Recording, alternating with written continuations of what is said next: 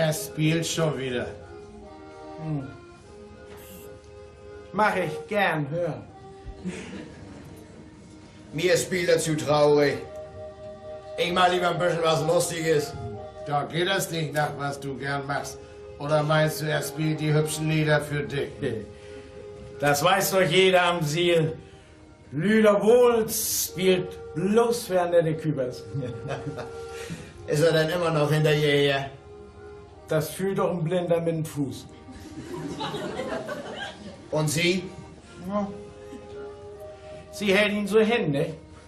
Mal guckt sie ihn an, als ob sie sich gleich fressen lassen will und dann ist sie wieder kalt wie ein Eiszapfen.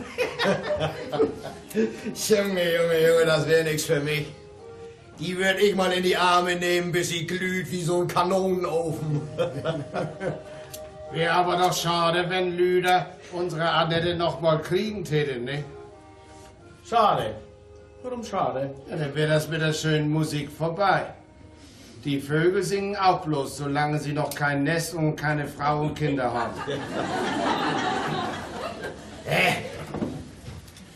Der Grüne ist unterwegs. Was? Tippe vom Zoll? Ach, das reguliert doch auch den ganzen Tag durch die Gegend. Oh, er kriegt sich ja auch für bezahlt. Oh, er kugelurt immer so rum mit dem Gesicht, als wenn er was weiß. Das haben die Neuen so an sich. Das gibt sich mit der Zeit. Wenn sie mal erst Grog von geschmuggelten Rum mit uns getrunken haben, dann werden sie anders. Fürs Grog trinken ist er nicht. Nee. Neulich wollte ich ihn mal zum Glas einladen. er hatte sich wie eine kleine Dern, die einen ersten Kuss haben soll. Ja, du wirst das auch schön dösig angefangen haben mit. Ja. Ja, der wird schon wissen, warum der vor ihm hier weg musste, weil der zu oft mit uns in Krug gesessen hat. Junge, das war ja ein Pläsier, wie der zuletzt die Grogs wegputzte. Ja. Also, ich weiß nicht, August. Dieser ist so ungemütlich. Ja, er ist nicht verheiratet, dann sind sie immer viel unruhiger. Ja, er muss eine Frau kriegen, die ihn ans Haus hält. Ja, sag mal, wo wäre das, wenn wir ihn mal so ein bisschen mit einem Frauensmensch zusammenbringen würden? Ja, ich will es Guste sagen. Guste? Warum gerade Guste? Die kann doch fix mit den Augen schmeißen. Hast das noch nicht gemerkt? Guste, die kann ihn mal ein bisschen ins Schlepptau nehmen, kann sie. Ich habe an Lieschen gedacht. Lieschen? Warum denn gerade Lieschen? Nee, du, die ist mir zu schade für den. Hast du das zu sagen? Bist du ja Bas am Siel? Guck mich nicht so frech an aus deinen lodderigen Ankerklüsen. Mir geht leicht die Hand los. Das fühl ich doch nicht auf. Landratte, geh hin und wiech grüne Seife ab. Du Admiral von der Schellfischflotte. Saurer Heringsbändiger. Du Kabeljauenslut. So, nun ist es aber genug. Bitte. Komm her, wenn du was willst. Augenblick. Augenblick.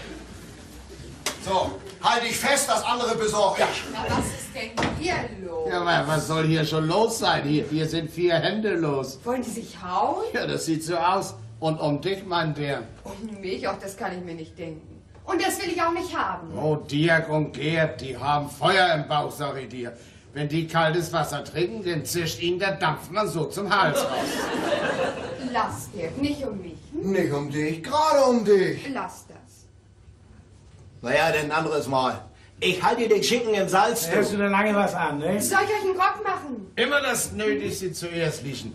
Grog ist immer gut. Mach sein, was will. Wie lange bist du nur in Friesenkrug, dass du schon so gut Bescheid weißt? 7 Wochen bin ich nur hier. Kommt, Jungs, setzt euch hin. Wir müssen unsere überseeischen Geschäfte noch beschnacken.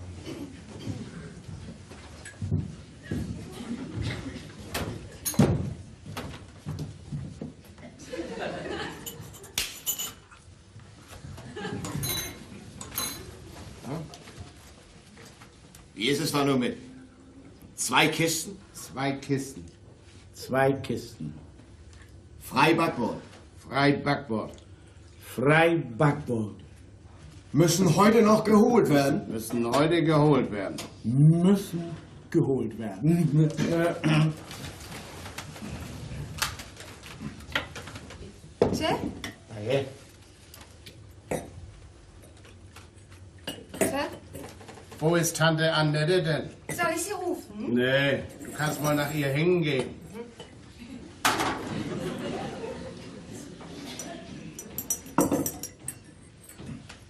Na, denn Prost, ihr Schmugglers. Prosagos. Prosagos.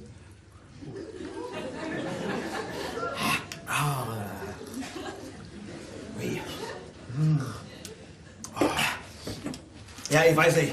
Mir kommt der ganze Kram diesmal gediegen vor. Hast Angst? Angst? Eher kriege ich ein Kind, als dass ich Angst kriege. Komm, Gerd, les doch mal eben vor. Warum soll ich denn vorlesen? Der Brief ist doch für dich. Du kannst so fein vorlesen. Naja, ich als Kaufmann, ich habe ja auch mehr mit Schreibereien zu tun. Und dann bist du doch auch der Klügste von uns, nicht? Der Klügste? Ja. Wieso meinst du das? Ich meine das nicht. Das meinst du ja selber. Prost, Gerd. Prost, Gerd. So. Du liest. Ja, nun mal los, mal los. Ja. Also erst schreibt er, wann sie kommen. Und anfangen wir mit unserer Bar Esperanza. Ja, das wissen wir. Das ist heute. Ja. Und teile ich euch mit, dass wir 2 Kisten Jamaika-Rum für euch an Bord haben. Die Kiste zu 20 Flaschen. 40 Buddel rum. Jungs, nehmt die Pfeife aus dem Mund und die Mütze ab. Das ist ja, als wenn an helllichten Tag Weihnachtsabend wäre. Prost. So. Und nun mal weiter, ne? Ja. Und stiftet euch dieselben bei zollfreiem Abholen. Ein ungenannt sein wollender, aber treuer Sohn der Heimat. Das hat er sauber hingekriegt. Ein ungenannt sein wollender, aber treuer Sohn der Heimat. Ja, sag mal, wer kann das bloß sein? Und da haben wir schon genug über Nacht gedacht. Das kriegen wir doch nicht raus. Ju, kann ja wesen, da liegt ein Zettel in einem von den Kisten. Ja, das will Ja, lass uns lieber überlegen, wie wir die Kisten heil ans Haus kriegen. Ja, auf den Grünen, auf unserem Mann hier, da müssen wir ja scharf aufpassen, so wie der rumlauert hier. Auf was? Den seifen wir doch ein. Ich will euch was sagen. Lüder mit seiner Handharmonika, der kann uns helfen. Der muss auf ihn aufpassen. Mit Musik, da soll man ja Löwen und Tiger zahm kriegen können. Ja, Mensch, du dachtest mal, Augenblick, ich rufe ihn mal. Lüder! Komm mal rein, sollst uns helfen? Und du machst dich klar und ruderst los, sobald es düster ist. Ja, mein Boot liegt klar. Das ist alles in Ordnung. Na, was gibt's denn? Pass mal auf, Lüder. Du musst heute Abend auf den Grünen aufpassen. Habt ihr was an der Hand? Ja, 2 Kisten rum. Ihr seid ja gar nicht bange. Und was soll ich dabei tun? Auf den Grünen passen. Du musst ihn im Auge behalten. Du musst immer so ein bisschen um ihn rum sein, als wenn er ein Lütjedären wäre. Seh zu, dass du ihn hier in Friesenkrug kriegst und dann spiel ihm einen auf. So richtig mit Schmalz. Sollst mal sehen, dann kannst du ihn mithalten. Der ist doch drinnen, so grün wie draußen. Ja. Oder erzähl ihm Seemannsgeschichten. Weißt du, so recht lügenhaft anzuhören. Und Grog muss er trinken von geschmuggelten Rum, damit er sündig wird. Ja, aber wenn er nun nicht in Krug zu kriegen ist, wenn er draußen am Siel rumlungert. Ja, das ist ja mal bloß, wir müssen wissen, wo er gerade ist. Dann können wir uns danach einrichten. Ja. Du, ich will dir was sagen. Spiel uns das zu auf deiner Harmonika. Der Wind steht vom Land ab, so hören wir das gut. Ja, was soll er denn spielen? Das müssen wir uns überlegen. Ja, warte mal, spiele ich... Oh, Hannes Wattenhout. Oh, Hannes Wattenhout. Denn wisst ihr... Dann wissen wir nix, da kann man sich nix bei denken. Spiel ich Trina, komm und fördert, komm und bitten ruf. Denn wissen wir, wo Trina ist, aber man nicht, wo der Manche steckt. Nee, Kinder, so geht das nicht. So geht das nicht. Pass mal auf. Spiellieder. Und Dobby wohnt hey noch immer in den Lammerlammerstroh, Lammerlammerstroh. Denn ist er im Dorf, das kann man sich leicht merken. Ja, und spielt Lieder. Sie, sa, hakt mal Lütschen, Sluck. Wenn er an ein Hep will ich auch in Hemd, da die Kur kein macht, kann ich auch nicht singen. Sie, sa, hakt mal Lütschen, Sluck.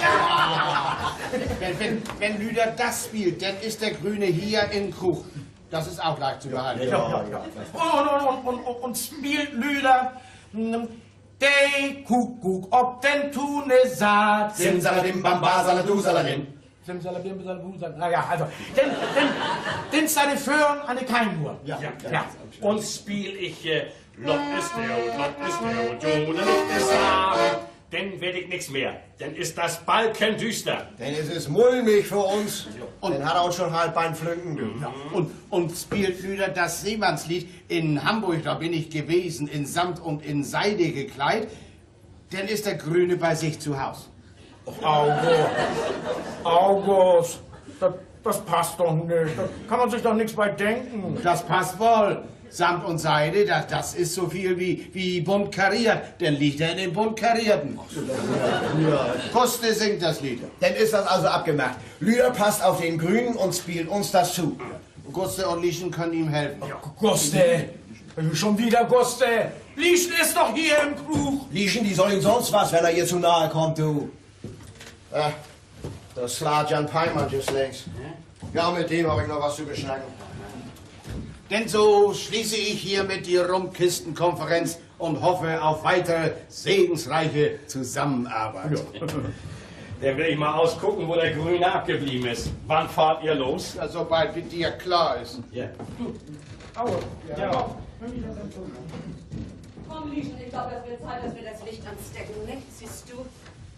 Ist schon wieder so weit.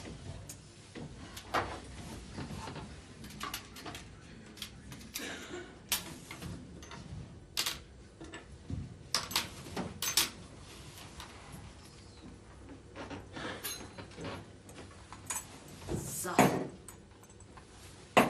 Ah, mein Rum. Der geht ja auch wieder auf den Rest. Na, die Mannsleute fahren wohl bald wieder los und holen welchen. Wo holen Sie den denn her? Tja, wo holen Sie den her? Wo er billig zu kriegen ist.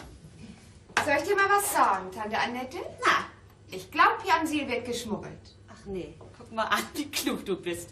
Riechst schon, wo der Rum herkommt. Dass hier geschmuggelt wird, da kannst du auf ab. Das ist da auch bei.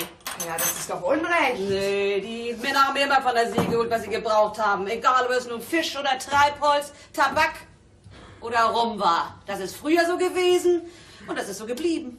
Früher, da war das auch noch was anderes. Was die Leute gewohnt sind und für alles Recht halten, da gehen die so leicht nicht von ab. Na, und sie schmuggeln ja auch, um da Geschäfte mitzumachen. Sie holen sich bloß, was sie selbst brauchen. Tja, wenn man das so ansieht. So muss man das ansehen. Und darum wird den Grünen das nicht viel helfen. Und wenn er sich auch noch so viel Mühe gibt und noch so scharf vorgeht. Das ist ja so und das bleibt hier so. Lüder hat heute wieder so schön gespielt. Hast du das wohl gehört? Ich mag Musik auch gern hören. Zu gern. Und so richtig mit Gefühl gespielt wird. Ach, da bin ich ganz weg, bin ich denn. Lüder macht dich wohl gerne leiden. Hab ich noch nicht über Nacht gedacht. Lüder hat so gute Augen. Ach nee, guck mal an, was du nicht alles siehst. Wen von den Männern hast du denn noch tiefer in die Augen geguckt, was? Also, Tante Annette, was denkst du von mir? Du sollst doch nicht immer Tante zu mir. Das mache ich nicht hören. Bin ich noch nicht alt genug zu und da fühle ich mich auch noch nicht nach. So jung und vergnügt, wie du noch bist, du kriegst sicher noch wieder einen Mann. Ach du liebe Zeit, dass du da nicht herschnackst. Wieder ein Mann. Das ist alles gar nicht so leicht, wenn man so viel durchgemacht hat wie ich. Lässt sich so ein Kind wie du noch nichts von träumen. Ich weiß, wie das Leben spielt. Du hast das wohl nicht leicht gehabt. Ach, ich weiß nicht, was mein Mann, was hinter Kübers, was der sich dabei gedacht hat. Einfach wieder nach See ist er gegangen und hat mich hier sitzen lassen. Ja, wie lange ist das denn her? 3 Jahre sind das nun schon. Das ist eine lange Zeit, wenn man immer nur sitzt und wartet. 3 Jahre. Tja, Na, und hat er denn nicht geschrieben? kein einziges Mal.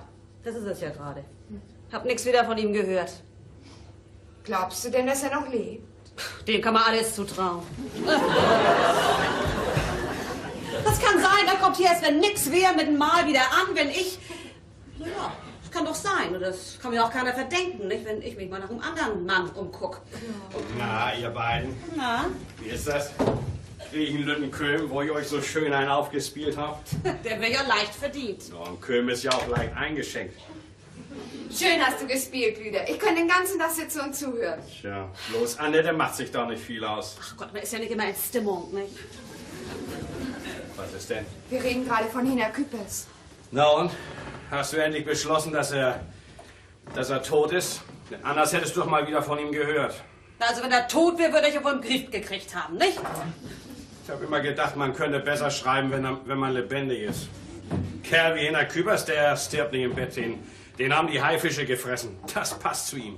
Also wie kannst du sowas sagen? Wie kann er sowas tun und dich hier allein sitzen lassen? Das kriegte ich nicht klar, mein Lebtag nicht. Meine Frau. Du hast ja gar keine Frau. Meine Frau, wenn ich eine hätte. Na, Annette, wie ist das? Nimmst du mich doch noch mal? Also an sowas kann ich nicht denken, wohin er noch wiederkommen kann. Naja, warten wir es ab. Ich kann ja leicht mal wieder vorfragen. Nichts für den Hals, nichts fürs Herz. Kann ich auch wieder gehen. Ich kann mir auch nicht denken, dass Onkel Hinak noch lebt. Wenn du doch all die Zeit nichts von ihm gehört hast. Ach, er war früher schon mal weg. Ein ganzes Jahr lang. Er hält es immer nicht aus an Land. Aber so lange wie diesmal ist mein Leben noch nicht weggeblieben. Naja, und damals, da kam er auch einfach wieder an und blieb bei dir. Ja, wo soll der anders bleiben? Er war doch mein Mann. Und du freutest dich und tatest ihn wieder gern. Tja, er taucht nicht viel, aber wo er ist, da geht es lustig zu. Na, von wem schnackt ihr da? Wir reden gerade von Tante Annettes Mann, von Hina Küppers. Hat er geschrieben? Verdammt, das wäre noch mal was Neues. Nee, ich habe nichts von ihm gehört und ich glaube auch nicht, dass ich noch was von ihm höre. Wie kam der bloß so auf zu sprechen? So, na, sonst wundern soll mich das nicht, wenn er mit mal wieder da wäre. Nee, ich glaube das nicht mehr. Der hat er doch wohl einmal geschrieben. Du weißt, wie lange der schon tot ist, nicht? Ja, aber du sagtest doch eben noch. Ach, Lieschen, die Hühner haben noch nichts zu fressen. Geh hin und gib ihnen was und dann schließt den Stall ab, ne? Ja, Tante Annette. Nicht Tante. Ich bin für dich Annette, deine Freundin Annette. So ein Kind braucht ja noch nicht alles zu hören, nicht? Oh, von mir, meinetwegen hätte sie gerne bleiben können, ne? Nee, mir ist lieber, sie ist draußen. Die haben doch auch mal was allein zu beschnacken, nicht, Dirk? Hat Hina Küppers doch geschrieben? Nee, ich rechne da gar nicht mehr mit. Wer weiß, wo der ums Leben gekommen ist. So ein Kerl wie Hina Küppers, der bleibt nicht im Bett tot. Die fressen die Haifische. Ja, ich an deiner Stelle, ich lauere nicht mehr auf ihn. Lass ihn amtlich totschreiben und such dir einen anderen Kerl. So ist das doch kein Zustand, ist das doch nicht. Hm? Anderen Kerl. Soll für mich aber noch zu kriegen sein. Glaubst nicht auch, Dirk? Ja klar. Du brauchst mal bloß zu wollen und dir hängt schon einer am Hals. Ich will ja. Na, guck mal an, was du für eine verständige Frau bist. Junge, das wird ein Fest, wenn wir hier Hochzeit feiern im Friesenkrug, was? Du bist schon gleich bei der Hochzeit. Jetzt muss das andere doch in der Reihe, ne? Jo, das kommt doch alles in Ordnung, Annette, das ist doch klar. So schmuck und fix wie du bist, ne? Bin ich das, Dirk? Aha, aha. Sag mal, schnackt doch nicht einer, kommt doch nicht einer. Nee, da kommt keiner, wir sind ganz allein. Ja, die anderen, die wollten hier wieder herkommen. August von Kartchenterp und Gertitchen. Der kommt auch später, ist doch nicht so wichtig. Oh, und ob das wichtig ist. Die wollen doch gleich los. Wollen sehen, ob wir nicht ein bisschen was an die Angel kriegen können. Was wollt ihr denn angeln, Dirk? Ein Kistenfisch. Einen jamaikanischen Kistenfisch. Da warte ich doch schon Ja? drauf. Und dann den Grün an der Nase vorbei, was? Jep. Du bist mir so ein Kerl, bist du mir, du Seeräuber, du. Ja. Sag mal, kommt die nicht wieder rein? Ja, draußen zu tun. Ja, ist ein Fixitieren-Lieschen. Ich mache ich gerne leid. Ist doch ein Kind. No, so ein Kind ist es schon auch nicht mehr. Du, die hat viel von dir, Annette. So? Wird gut. Die wird mal so wie du. Na ja, Gott. Wir beiden, wir verstehen uns auch wunderbar, das muss ich sagen. Und wie das Kind an mir hängt, Ja. nicht? Nun muss ich dir noch was sagen, Annette. Pass mal auf. Das ist was da. Da musst du mit dem Herzen dabei sein, musst du. Sag mir das, Dirk, ich warte doch schon. Ich ruder ja gleich los. Und wenn alles geklappt hat, dann komme ich zurück. Und August und Gerd nehmen mir einen Teil ab. Verstehst du? Ich verstehe, Dirk, ich verstehe. Und dann komme ich hier zu dir her, klopf an dein Kammerfenster. 3-mal. Erst einmal und dann 2-mal kurz hintereinander weg. So. Ne? Ich höre dich, ehe du noch klopfst, Dirk. Und dann machst du mir das Fenster auf. Mach ich dir auf? Und dann gebe ich dir eine Kiste, Annette. Eine Kiste wohl so lang und noch länger und so breit und wohl noch breiter und so hoch und noch höher. Um meinetwegen noch höher. Und die musst du verstecken, Annette, unter deinem Bett. Und wenn der Grüne da Wind von kriegt und hier in deinem Haus sucht, dann musst du dich wie eine Löwenmutter vor ihrem Lütschen, musst du dich vor dein Bett stellen. Als wenn du da wen in hättest, Annettchen. Als wenn ich da wen in hätte. Aha, aha. Ach, guck an, da ist Dirk ja noch. Jo. Na, was ist? Ich ruder gleich los. Und der Grüne? Wo ist der Grüne? Unser manche Timpete, da soll Lüder wohl für aufpassen. Na, was nu? Lüder weiß nicht, wo er ist. Ja, wo steckt der Grasaffe denn? Der ist ja wohl nicht schon unter die bunt Karierten gekrochen und passt nicht auf den Dienst. Na komm, Annette, lass uns mal erst noch einen Grog kriegen. Mein Rum geht auf den Rest. Ja, ja, nun, sei mal still. Kriegst schon welchen wieder. Am besten wäre das doch der Grüne, der kommt hierher in Krug, dann wissen wir, wo er ist. Da Guste, die kommt gleich, die kann sich mal ein bisschen mit ihm anlegen, kann sie. Gusti, ihr Blinkfeuer tut am Ende mehr, wie Lüder seine Musik. Ich bin ja schließlich auch noch. Ja, und Annette ist hier auch noch. Wenn Guste ihn nicht rumkriegt, dann muss Annette ran. Mach ihm fix gläunige Augen, Annette, du kannst das, du. Er muss hier aus dem Friesenkuh nicht wieder rauskommen, so weg muss er endlich sein, du. Na, was kriegen wir denn nun? Es spielt schon gar nicht weiter. Hat der Grüne sich wieder angefunden. Na ja, ich guck mal nach, was los ist und dann ruder ich los, ne? Die von der Bad Esperanza, die warten ja sicher schon. August? Sag mal, August, wie wollen wir die 40 Brüder eigentlich verteilen? Das haben wir noch gar nicht abgemacht. Oh, das findet sich, wenn wir sie mal erst geborgen haben. Was nehme ich auf meinen Torfkahn? Annette kriegt was. Und den Rest, den tun wir in meinen Fischkasten. Da halten die Aale sich am besten. Die dicksten, die kannst du räuchern und die Lütten, die bratet Guste uns morgen zu Mittag. Ja. Guten Abend. Guten Abend, Herr Timpel. Guten Abend, Herr Timmel. Abend, Herr Timpel. Na, haben Sie Ihren Rundgang schon gemacht? Ja, das habe ich. So, ich dachte, Sie hätten sicher draußen noch zu tun. Warum meinen Sie das? Passt Ihnen das nicht, dass ich hier bin? Oh, was sollte mir das wohl nicht passen? Wenn Sie sich ein bisschen gemütlich mit ransetzen wollen. Wie ist das? Trinken Sie einen Grog mit uns? Nein, danke. Flasche Selter, Frau Küpers. Verdammt, der geht über Schabran. Was gibt's da zu lachen? Oh, wir wundern uns bloß. Worüber wundern Sie sich denn? Ja, wir wundern uns, wie ein Mensch das kalte Wasser so in sich reinplanschen macht. Man hat auch kein Feuer im Bauch, was da gelöscht werden muss. Oder ein Lückengemüsegarten, der begossen werden soll.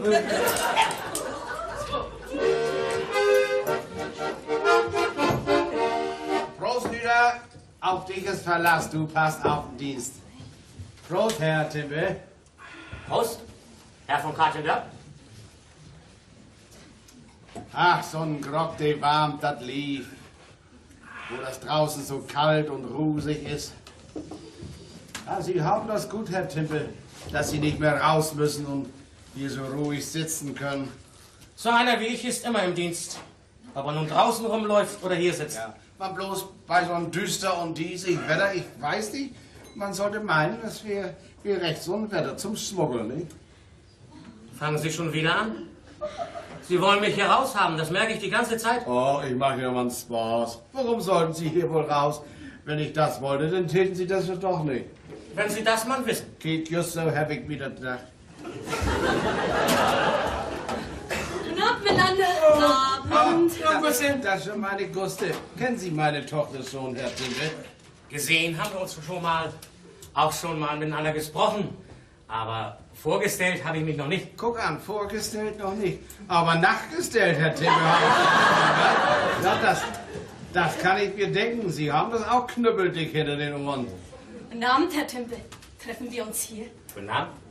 Ich freue mich, dass ich Sie hier sehe, Fräulein von Katjenberg. Oh, doch, nee. Was ist? Warum lachen Sie? Fräulein von Katjenberg, haben Sie gesagt. So hat mich noch keiner genannt. So heiß ich doch gar nicht. Wir kommen nur aus Katjenberg. Ja, was soll ich sonst sagen? Sagen Sie Guste. Einfach Guste, so nennen Sie mich hier alle. Tja, ich kann doch nicht gleich Guste sagen, das geht doch wohl nicht. Oh, da gewöhnen Sie sich schnell an, Herr Timpe. Wenn wir uns erst ein bisschen besser kennen, nicht? Ich sag, Fräulein Guste. Fräulein Guste. Ach.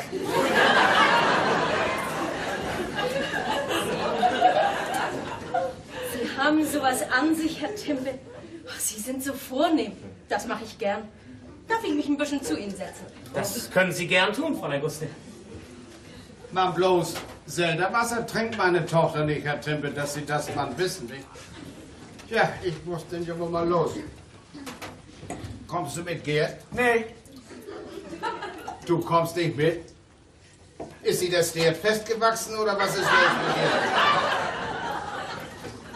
ihr? ich bleib hier. Du bleibst hier. Und die Aale, die dicken, fetten Aale, die wir holen wollen, die Kistenaale. Kistenaale? Was meinen Sie mit Kistenaalen? Kistenaale, so nennen wir die großen Aale, die meist so lang sind wie unsere Aalkisten. Ja, das sind die besten, da gibt's am meisten Geld für.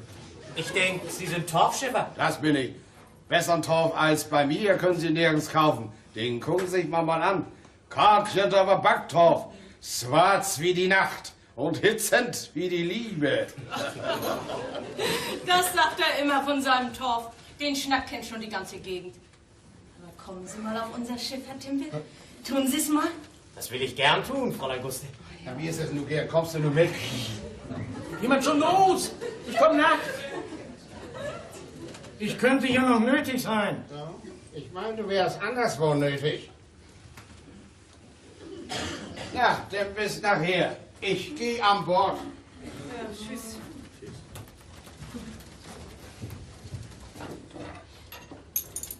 Och, los, Lüder, spiel noch ein bisschen. So ein bisschen Musik mache ich zu gern hören. Hören Sie auch gern Musik, Herr Timpe? Musik? Ach ja, Musik höre ich gern. Und singen? Können Sie auch singen, Herr Timpe? Och, ich singe so gern. Ja, singen, ja. Singen mache ich auch gern. Wenn Sie singen können, los, singen Sie doch mal. Ja, also doch nicht hier. Ich kann hier doch nicht singen. Singen Sie doch, wenn Sie das so gern mögen. Wollen Sie das gern? Soll ich singen? Macht Ihnen das Spaß? Großen Spaß, Fräulein Guste. Aber was soll ich denn mal singen? Haben Sie ein Lied, was Sie gern hören wollen? Was Sie am liebsten mögen? Singen Sie, wozu Sie Lust haben. Soll ich ein bisschen was Lustiges singen? Zum Lachen? Oder was Tolles? Ich singe am liebsten was Tolles. Ja, ganz egal. Singen Sie. Ist gut. Ich tu's. Ich singe nur. Los, Lüder, spiel auf. Schau, was soll ich denn spielen? In Hamburg, da bin ich gewesen.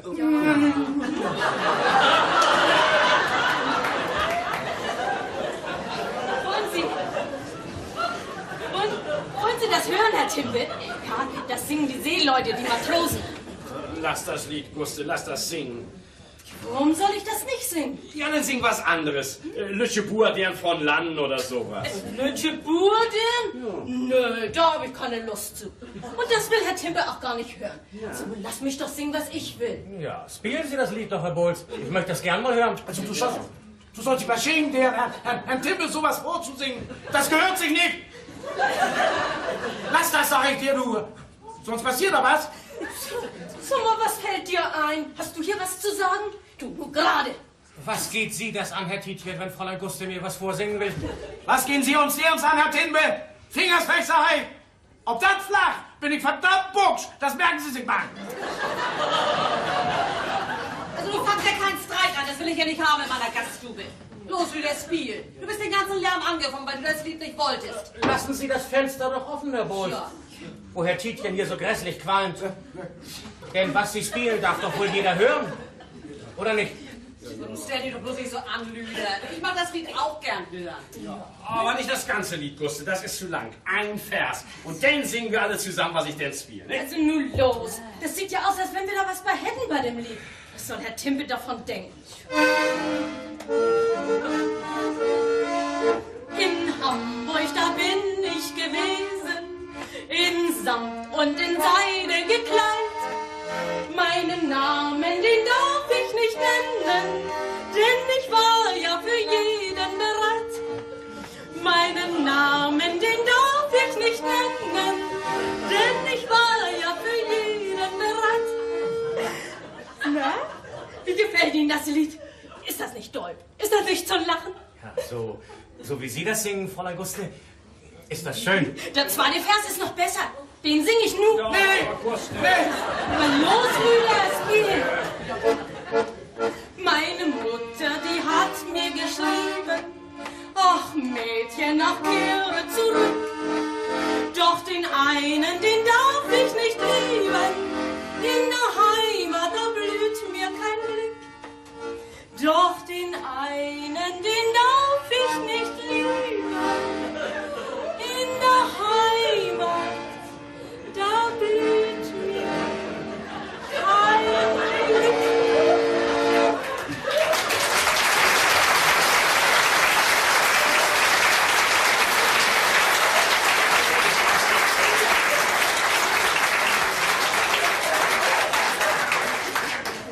Na, wie war's? Wunderbar, Fräulein Guste. Ganz wunderbar singen Sie. Sie legen da so viel rein. Sie wollen sich doch wohl nicht über mich lustig machen. Sie denken, krieg ich sie wie die Ohren, sie lutsche grüne Gras obsehen. Und Sie? Was sind Sie? So ein richtiger kleiner Racker. Na, was krieg ich nun? Geben Sie einen aus. Soll ich mir bestellen? 2 Duro Fino Kröger. 2 Duro Fino. Verdammt! Was ist das? Was ist hier los? Lassen Sie mich da mal hin, Frau Kübers. Hier kommt keiner durch. Ich muss wissen, was da los ist. Da hinten ist meine Schlafkammer, Herr Timpel. Man wollte mich hier raushaben. Hier ist irgendwas im Busch und ich sollte das nicht merken. Ich sage das normal, Frau Kübers, und sage es amtlich. Lassen Sie mich da durch. Dies hier ist nicht amtlich, Herr Timpel. Das ist meine Schlafkammer und das geht Sie und niemand was an, wenn ein Kerl bei mir einsteigt. Lassen Sie, Herr Timpel, lassen Sie das. Ja, ich muss doch wissen, was hier los ist. Kommen Sie, wir gehen raus. Ich komme mit, Herr Timpel. Ich gehe mit Ihnen. Erst posieren Sie mit Guste nicht zum Ansehen und nun wollen Sie in die Kammer von uns Krögers. Ist das Ihr Amt, Herr Tempe? Meinen Sie das? Sie! Lassen Sie bloß auf, dass Sie Ihre Knochen heil nach Hause bringen, wenn Sie hier bei uns Frauens und Derns den Kater spielen wollen. Kommen Sie, Herr Timpel, gehen Sie bloß raus. Lass den Grün los, der! Ich will schon allein. Ich will draußen nachsingen. Lass es down! Lass es down! Du legst uns an!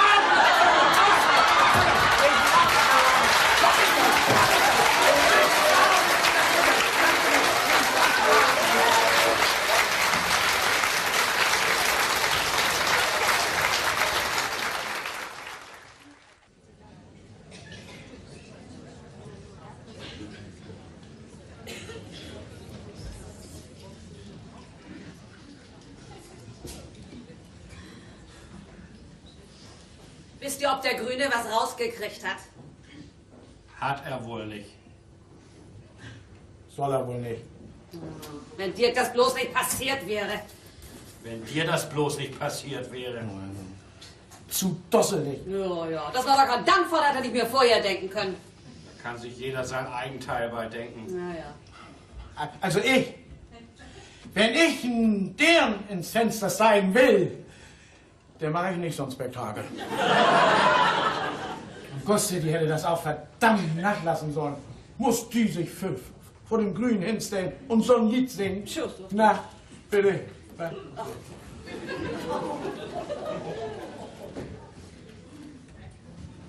Ja, mit Anna. Ja. Abend. Ihr habt das gut. Sitzt hier vergnügt im Friesenkrug und steht nichts aus. Vergnügt. Und ich kann die Suppe auslöffeln, die ihr eingebrockt habt. Du hast doch den ganzen Vormittag gemütlich auf deinem Torfkahn gesessen, nicht? Sei du bloß still. Du hast uns gestern Abend schön sitzen lassen. Sag mal, war der Grüne auf deinem Schiff? War er. Ach, er tat so unschuldig wie ein Engel. Wir hätten ihn ja eingeladen, Gust und ich, sagte.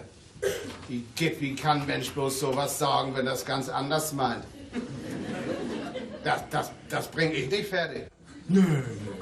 Du sagst ja sowas in deinem Leben nicht. Nein, du sprichst nicht von Smuggelwetter und Kistenale, wo der Grüne dabei ist. Das war richtig. So muss man das machen. Da fällt er auch rein, der manche Timpete. Auf was August, er ist ja schließlich kein Kind, was alles glaubt, was man ihm erzählt. Er ist ein Kind. Oh. Einen richtigen Lüttenbüchsenschieter ist er.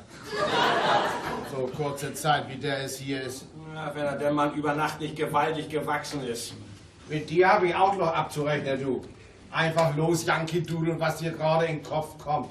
Ich wollte das verkehrte Lied ja gar nicht spielen. Aber die anderen gaben ja keine Ruhe. Und dann tust du, was sie wollen und bringst uns den ganzen Plan durcheinander.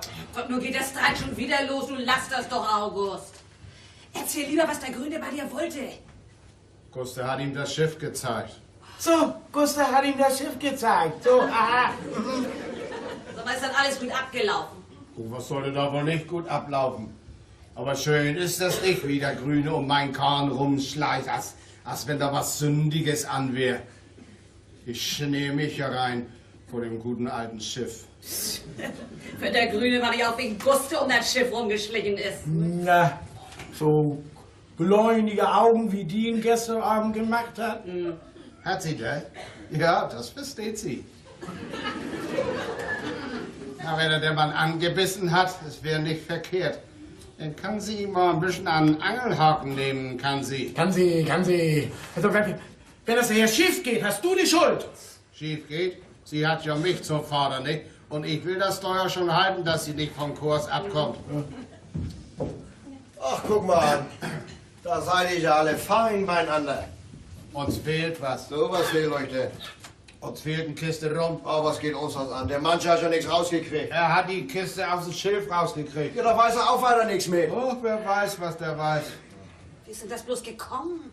Ging ja alles so schnell gestern Abend. Die von der Bark Esperanza kamen mir schon entgegen. Ja, und weil August und Gerd nicht da waren, ja, da habe ich die Kiste so lange ins Schilf gestellt. Nachher, da ist der Grüne ja rumgesaust wie so ein wilder Karnickelbock, bis er die Kiste gefunden hat. Und nun sitzt der wilde Karnickelbock auf der Kiste und lässt uns da nicht ran. Wenn bloß ein Mensch gekommen wäre, der mir hätte helfen können. Ja, warum habt ihr mir nichts gesagt? Ich hätte euch geholfen. Nun hört euch das an. So ein Dübelstern.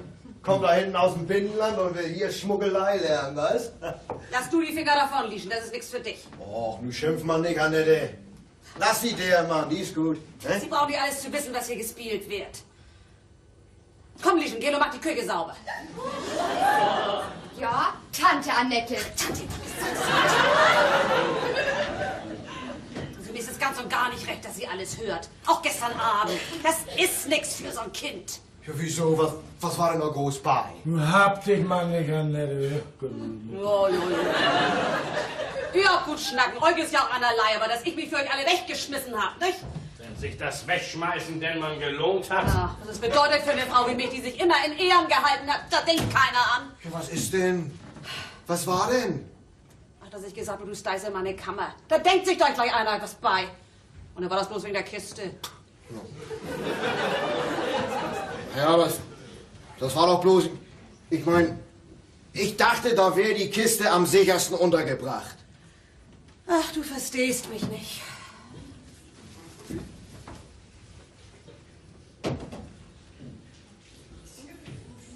Ein Zustand ist das heute, aber auch ein Zustand. Alles ist durcheinander, alles konträr. Annette, die fühlt sich geschändet.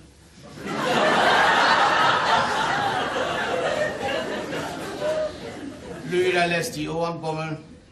Gerd ist vergrellt. Lieschen kriegt was aufs Dach. Dirk weiß nicht, was er soll. Und der manche, der sitzt auf dem rum, wie die Eule auf der Bibel, wo sie auch nichts von hat.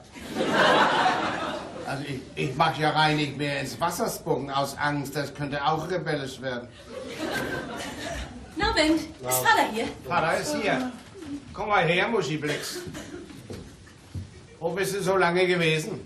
Ich bin ein bisschen längst gewesen. So, ein bisschen längs. Und wo bist du längst gewesen, wenn man danach fragen darf? Im Siel längst. So am Ziel längst. Und warst du allein oder warst du nicht allein? Ich hab den Manche getroffen. So, du hast den Manche getroffen. Warum soll ich den Manche nicht getroffen Da haben? könnte ja auch sein, er hätte dich getroffen. Und dann ist er mit dir gegangen. Dann ist er mit mir gegangen. Und hat dich gefragt, wie die Kiste ins Schilf kam, ne? Nö, davon haben wir nicht gesprochen. Er hat nach dir gefragt, was du so machst und meinst. So, was ich mach. Und du hast ihm gesagt, alles, was er wissen wollte, nicht? Und nicht bedacht, mit wem du gingst, dass er ein Fuchs auf Hühnerjagd ist, was? Er ist so ein netter Mensch, ist er. Ja, er hat mir von sich erzählt, wo er herkommt und von seinem Vater und Mutter. Och, guck an, Vater und Mutter. So weit ist er schon. Und was noch? Dass er sich so gefreut hat, dass er hierher kam. Und dass ihm das nun leid tut, dass er gegen euch vorgehen muss. Das gegen uns vorgehen, wo wir so unschuldig sind und nichts mit der Kiste zu tun haben. Oh, ihr habt doch aber was damit zu tun. Also, nu schlägst aber 13. Will meine eigene Tochter gegen mich aussagen? Gitti, was für einen schlechten Menschen. Hetzt dich gegen deinen guten, ehrlichen Vater auf. Er hetzt gar nicht. Er tut nur, was er muss. Er hat meine beiden Hände genommen und hat gesagt, glauben Sie mir, Guste, hat er gesagt, ich möchte allen Leuten hier am Seel gut sein. Ihnen, Ihrem lieben Vater. Der lieben Vater, hat er gesagt. So lange höre ich mir das nicht mehr mit an. Das ist ja gräßig, ist das ja. Na, dann geh doch, Ruth. Ludi, was von den zwei Olsen sollten Herings vertellen. Oder schmier die grüne Seife in die Ohren, dann brauchst nichts mehr zu hören. So, lieben Vater, hat er gesagt. Der Fuchs, der... Er ist kein Fuchs. Er meint das ehrlich. Du und ich lass nichts auf ihn kommen. Ich stehe ihm bei. So, nun ist aber genug. Übers Knie kann ich dich nicht mehr legen, da bist du zu groß zu. Aber über die Reling, das geht. Komm mit. Guten Abend. Guten Abend, Herr Timpe. Na, auch mal wieder hier. Mit der Limonade wegputzen.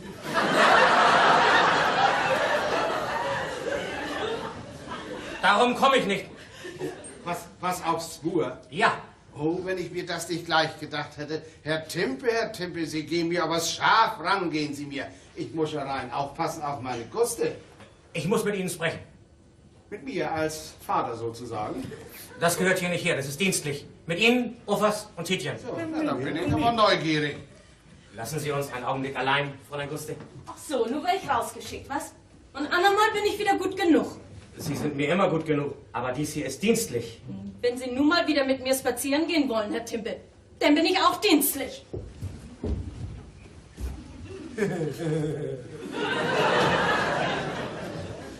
Da haben Sie Ihr Fett, Herr Timpe. Nur ist sie vergrellt.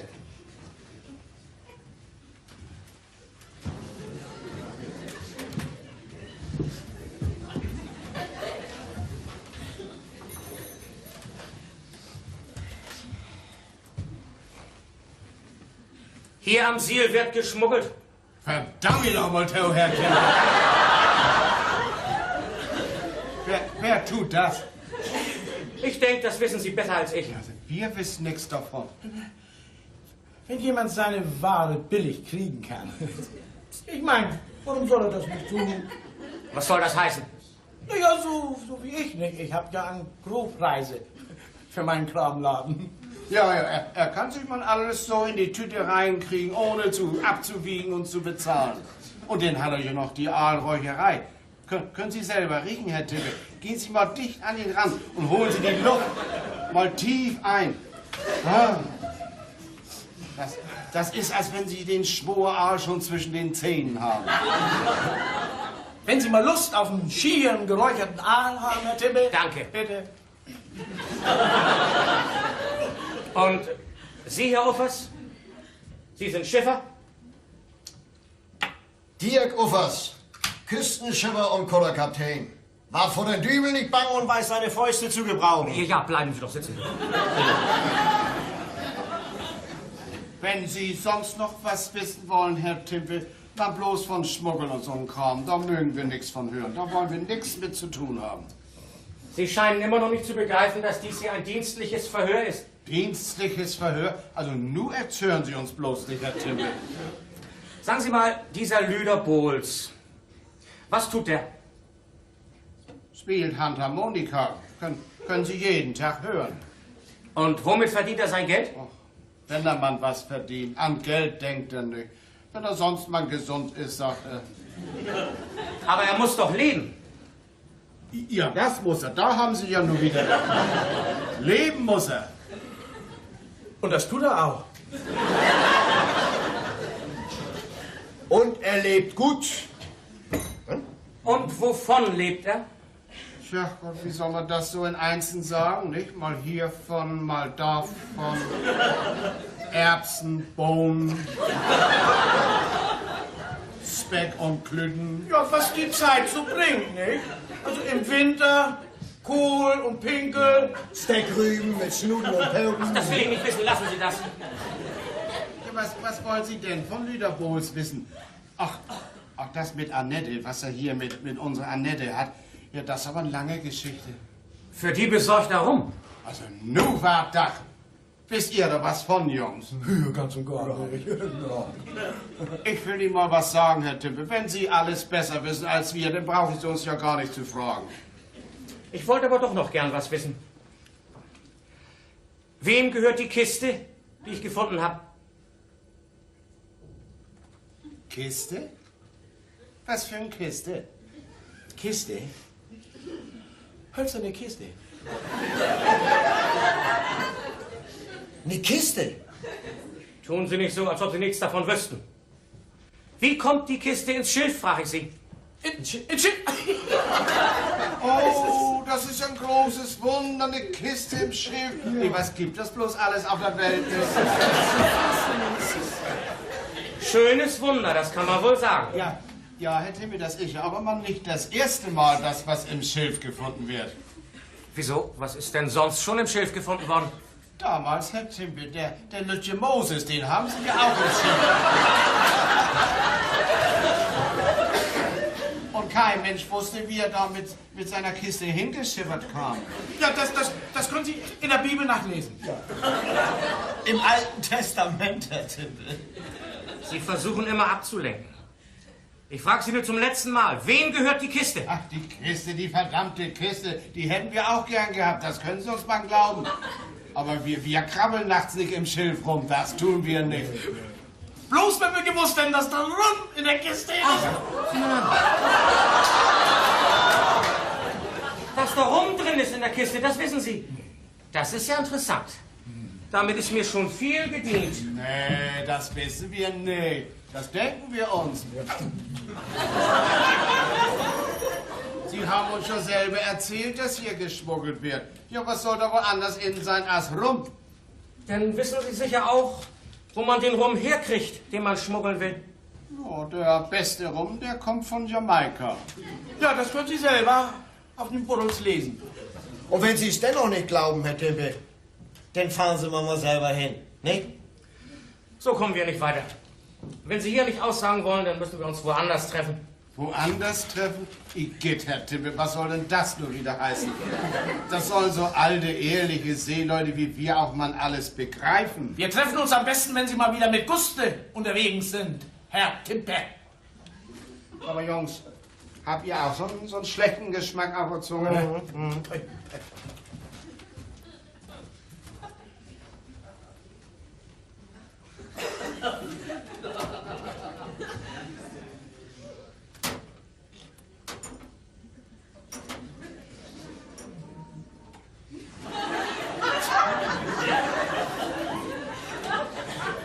Komm her, spül ihn weg hier. Ja.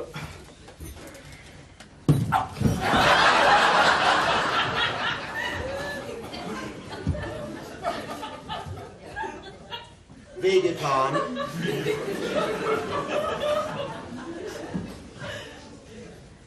LP, Lautenpulver.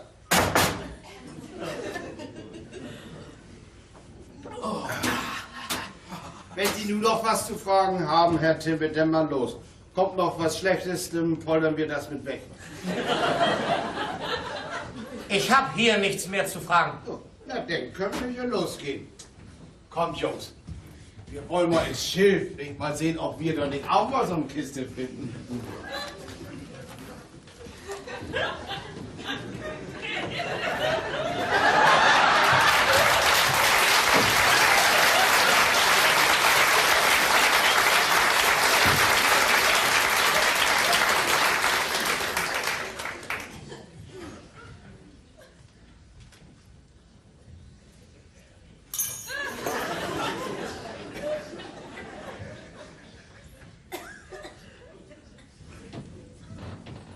Herr Timpe, darf ich nur wieder reinkommen? Oder sind Sie immer noch dienstlich? Sie dürfen mir das nicht übel nehmen, Fräulein Guste, dass ich Sie rausgeschickt habe. Oh, das macht nichts, Herr Timpe. Ich habe hinter der Tür gestanden und alles gehört. Sie haben alles gehört? Na und, was sagen Sie dazu? Oh, Sie gingen ja mächtig ran. Ich hätte bald mein Lachen nicht lassen können. Fräulein Guste, ich habe gedacht, Sie würden das ein bisschen mit mir halten. Das tue ich auch. Ach, das sagen Sie mal so. Ich habe Ihnen schon viel zu viel gesagt, Herr Timpe. Sie haben mir schon zu viel gesagt, ja. Was denn zu viel? Dass Sie mir gefallen, Herr Timpe. Ja, dann sollten Sie mir auch helfen. Ich bin ja doch noch fremd am Siel. Das sage ich Ihnen aber, Herr Timpe. Wenn Sie nur mit mir gehen, um mich auszurochen, dann können Sie was beleben. Wie können Sie das denken, Fräulein Guste? Sie wissen doch, dass ich Sie gern leiden mache. Soll ich das nur glauben, Herr Timpe? Und auf was warten Sie denn nun wohl? Dass ich mit in Ihr Haus komme und mir die schlimme Kiste angucke? Mit in mein Haus kommen? Ja, ich weiß nicht, Guste, das geht doch wohl nicht. Wir beiden so ganz allein. Oh nee, Herr Timpe, was denken Sie bloß? Also mit Ihnen kann man ja gar nicht reden, wenn Sie gleich an was Schlechtes denken. Ja, aber Fräulein Guste, so habe ich das doch nicht gemeint. Das war doch bloß wegen der Leute. Ich weiß doch, dass Sie dass Sie sowas, dass Sie das nicht tun könnten. Was nicht tun könnten? Naja, dass Sie nicht mit dem Mann, dass Sie nicht mit ihm gingen. Und warum nicht? Wenn das nun mal der Richtige wäre und ich ihn schrecklich gerne leiden mache und nicht nee sagen kann, wäre das denn so schlimm? Wäre ich denn schlecht, Herr Timpe? Nein, das nicht. Schlecht können Sie überhaupt nicht sein. Ich glaube, Herr Timpe, Sie tun man auch nur nach außen hin so treuherzig. Ach, Sie sind von drinnen ganz anders. Ja, ich glaube, Sie können so richtig doll, können Sie sein. Ja, da wollen wir nur nicht von reden, nicht? Ach so, Sie wollen bloß von der Kiste reden. Ach, von der Kiste weiß ich nichts. Gar nichts. Dass hier am Siel geschmuggelt wird, das wissen Sie genauso gut wie ich. Nur sagen Sie nur noch, dass mein Vater da der Hauptmacker bei ist. Und mit uns beiden ist das aus. Reinweg aus. Nun sind Sie schon wieder böse. Man braucht hier am Siel bloß das eine Wort schmuggeln zu sagen und die Leute tun, als ob sie gestochen würden. Und warum? Weil sie alle ein schlechtes Gewissen haben. Sie müssen uns hier ja auch immer bloß schlecht machen. Und so tun, als wenn Sie was wissen. Und dabei, nix haben Sie rausgekriegt. Aber ich krieg das noch raus. Bloß mein Vater, Herr Timpe, der hat da nichts mit zu kriegen. Och, der tut bloß immer so, als wenn er da mit bei ist. Wo mit bei ist? Nee, Herr Timpe, nun wollen Sie mich ja doch aushorchen. Dann sagen Sie noch, Sie sind nur mit mir zusammen, weil Sie mich so gerne leiden mögen. Ja, das mache ich doch auch, Guste. Ganz gewiss von Herzen gern. Das kann ich doch nicht glauben, Herr Timpe. Sie wissen das doch, Guste. Sie sind doch der einzige Mensch hier, der von Anfang an immer gut zu mir gewesen ist. Bin ich das, Herr Timpe? Das sind Sie, Guste. Und darum haben Sie mein Herz auch gleich gewonnen. Hab ich das, Herr Timpe? Hab ich das wirklich? Guste. Liebe Guste. Mein Grüner.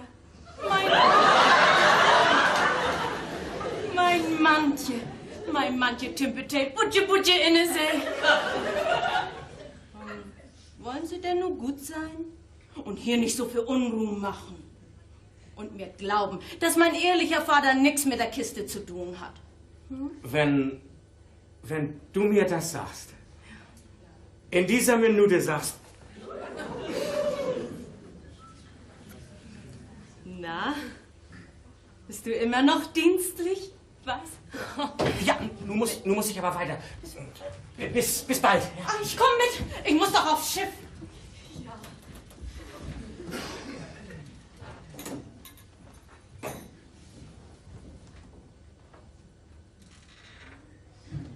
Na, Lieschen, was gibt's denn da zu gucken? Och, ich guck nur so. Was hatten die beiden denn? Ich weiß nicht, ich kam gerade rein. Wusste es doch wohl nicht hinter dem Manche her. Na, sie sollte sich lieber an Gerd halten. Das ist ein ordentlicher Mensch und macht sie auch gern leiden. Ordentlich ist er. Bloß ein bisschen dumm. Ach, du kennst die Menschen hier wohl albannig gut, was? Das ist ja nicht so schwer. Ich weiß nicht. Manchmal ist das verdammt schwer, sich in einem Menschen auszukennen. Weißt du, Lüder, Tante Annette hat das auch nicht so leicht. Muss sich ganz alleine durchschlagen. Das macht wohl manchmal unzufrieden. Du hast heute noch nicht einmal gespielt, Lüder. Warum spielst du nicht? Da ist einem nicht immer Nacht zumut. Och, das hast du anders noch dein Leben nicht gesagt. Kann sein, das Spielen hört hier nun bald ganz auf. Kann sein, ich gehe wieder nach See. Ein Schiff findet sich wohl. Ist das wegen Tante Annette, Lüder? Wegen gestern Abend? Ich muss mal wieder nach See. Fahren. Wochenlang nichts sehen als den Himmel und das Wasser. Wenn du weggehst, ist das hier mal halb so schön mehr am See. Was liegt schon an mir? Du hast doch alle die anderen. Annette, August, Gerd, Dirk. Dirk? Ich glaube, der macht mich gern leiden. Wie meinst du das? Er will mich überall mit dabei haben. Ich soll immer in der Gaststube sein, wenn er da ist. Dann hält er das wohl zur gleichen Zeit mit mehr als einer. Oh, das musst du nicht sagen, Lüder. Und von Tante Annette war das doch gut gemeint, als sie gestern Abend sagte, da steigt einer bei ihr ein. Naja, wo Dirk doch bloß eine Kiste verstecken wollte. Weil er dachte, in Tante Annettes Kammer kommt der manche nicht rein. Ach so. Jo. Tja, dann war das wohl gut gemeint, was? Na? Was gibt's hier, was? Sag mal, was fällt dir ein, Lüder, mit Licht zu posieren? Hast du 2 Eisen im Feuer? Du sei bloß still, du Schmuggler, du Seeräuber. Du Rucksack, was willst du hier? Ich? Ja. Och, ich komme wegen Annette. Bloß wegen Annette. Soll ich sie rufen? Oh, nur mal nicht so schnell, ne? Wie, jetzt kommt ein bisschen mit längs. Wohin? Oh, ein bisschen längs. Ein bisschen längs geküsst. Kann ich nicht machen. Oh, ist so schön draußen. Komm ein bisschen mit an die Kage. Längste Küste und längste Kaje. Kann man dir denn trauen? Ah, was für Reedereien. Na, bloß, komm. Bei Frauen, da muss man nicht lange fackeln. Die wollen angefasst werden, Lüder. Da hatte ich mein Augenbescheid, ne?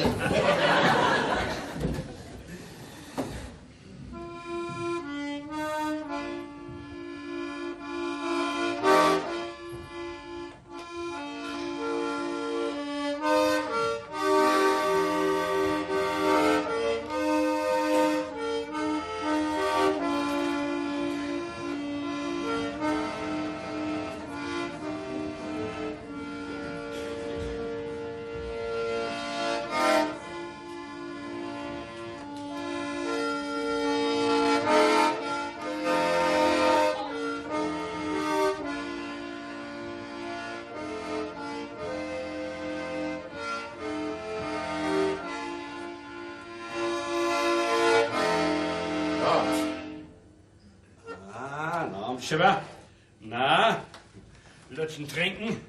Was soll's denn sein? Grog. Grog ist immer gut, da halten wir das auch mit. Der Kessel ist immer unter Dampf. Denn waren volle Fahrt voraus. Wo kommst du denn her, Schipper? Um Kap Horn rum, direkt auf den Friesenkrug los. Dann hast du da unten unseren Grog wohl schon gerochen, wa? Da ist viel durch meine Nase gegangen. Das riecht nicht überall gut in der Welt. Aber wo das guten Grog gibt, das rieche ich gleich. So siehst du auch aus, Schipper. Mann, hier sollst du zufrieden sein. Wo ist denn bloß der Korkenzieher? Guck mal links unter die Theke in den Kassen, wo die Pfennige liegen. Hast du so eine feine Nase, dass du sogar den Korkenzieher riechst? Tja, wahrhaftig, da ist er. Weißt du hier so Bescheid?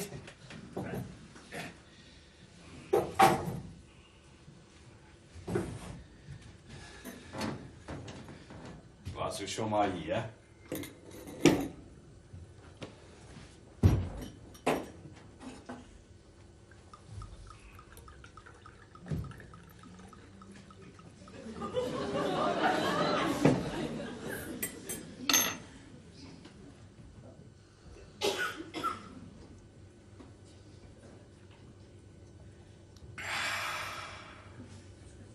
So ist er gut.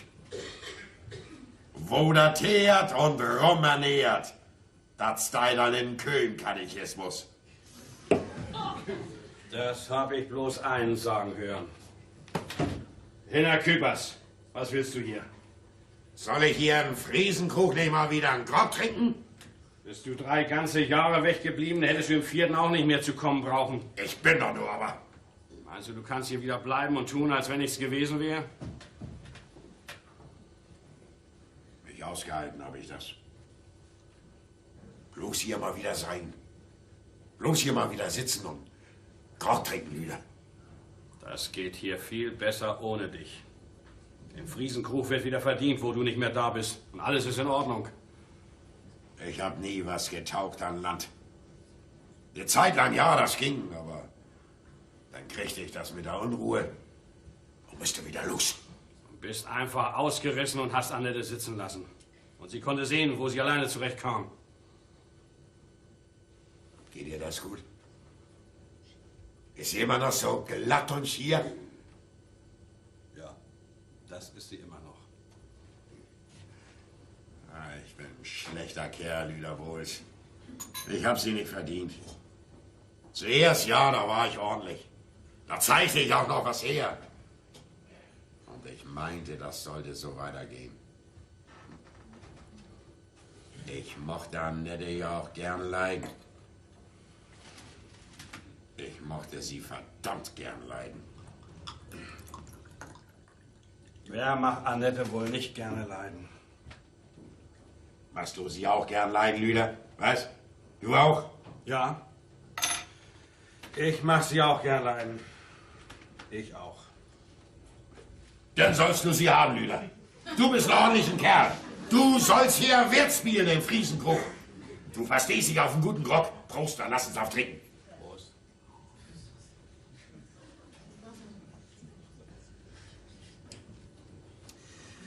Annette wird wohl selber wissen, wen sie haben will und wen nicht. Ich gehe ja doch wieder auf See, Lüder. Kann sein, Hinner Kübers. Du kriegst Lust, an Land zu bleiben und ein ordentlicher Kerl zu werden. Ordentlicher Kerl. Und immer nüchtern. Und tun, was alle tun. Und morgens Kaffee und abends Buttermilchsuppe. Und jeden Tag dasselbe und das eine und das andere. Nee. Nimm du, Annette, Lüder. Bei mir ist doch kein Glück. Ich will sie dir nicht wegnehmen, Hinak. Ich will nicht schuld dran sein, dass du hier wieder weg und auf See musst. Du sollst sie haben, Lüder. Du bist ein guter Kerl. Ich hab sie nicht verdient. Du lass mal gut sein, Hinak. Lass mal. Nüchterner Kerl mit den Sittenachtersten. Das werde ich mein Leben nicht. Das halte ich nicht aus, Lüder. Nimm du, Annette, Lüder. Du sollst sie haben.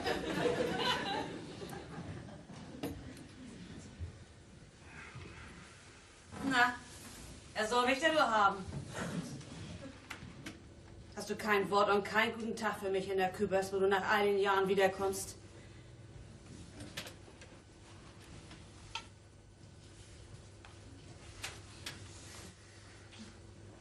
Annette. Dann setz dich mal wieder hin.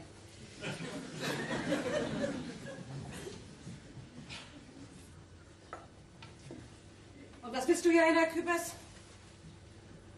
Ich wollte ja bloß mal wieder sein. Bloß hier mal wieder sitzen. So, bloß hier mal wieder sein? Nicht ausgehalten habe ich das. Bloß hier mal wieder sein. Das wolltest du nicht mir sagen, warum ich 3 Jahre lang nichts von dir gehört habe. Ich dachte, du wolltest lieber nichts von mir hören. Da hast du aber nicht an gedacht, dass ich hier nur saß, verheiratet oder auch nicht verheiratet. Dass ich allein war und dass ich mir nach keinen anderen Kerl umgucken konnte. Was willst du, Lüder? Bleib, Lüder, geh nicht weg. Ja, bleib, Lüder. Es ist ganz gut, wenn einer zuhört, was Hinner Kübers und ich miteinander abzumachen haben. Und dann müsst ihr euch auch noch einig werden, wer mich nur kriegen soll, nicht?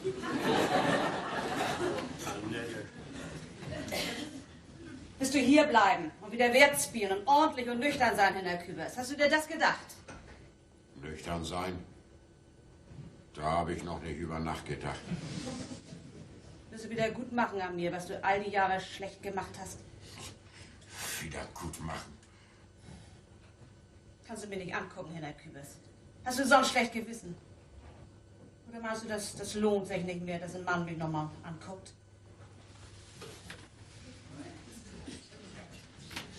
Du bist immer noch gut anzugucken, Annette. So ein fixes und schieres Frauenzimmer ist mir anders nirgends überm Weg gelaufen. Aber ich bin nicht der rechte Kerl für dich. Hier, Lüder, das ist ein guter Kerl, der dich kriegen soll. Ich weiß nicht.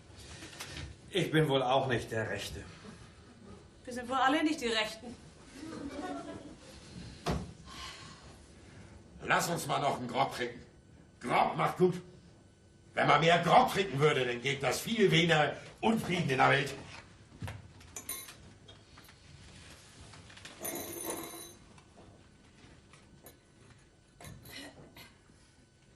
Annette. Komm, Annette. Setz dich hier mit her.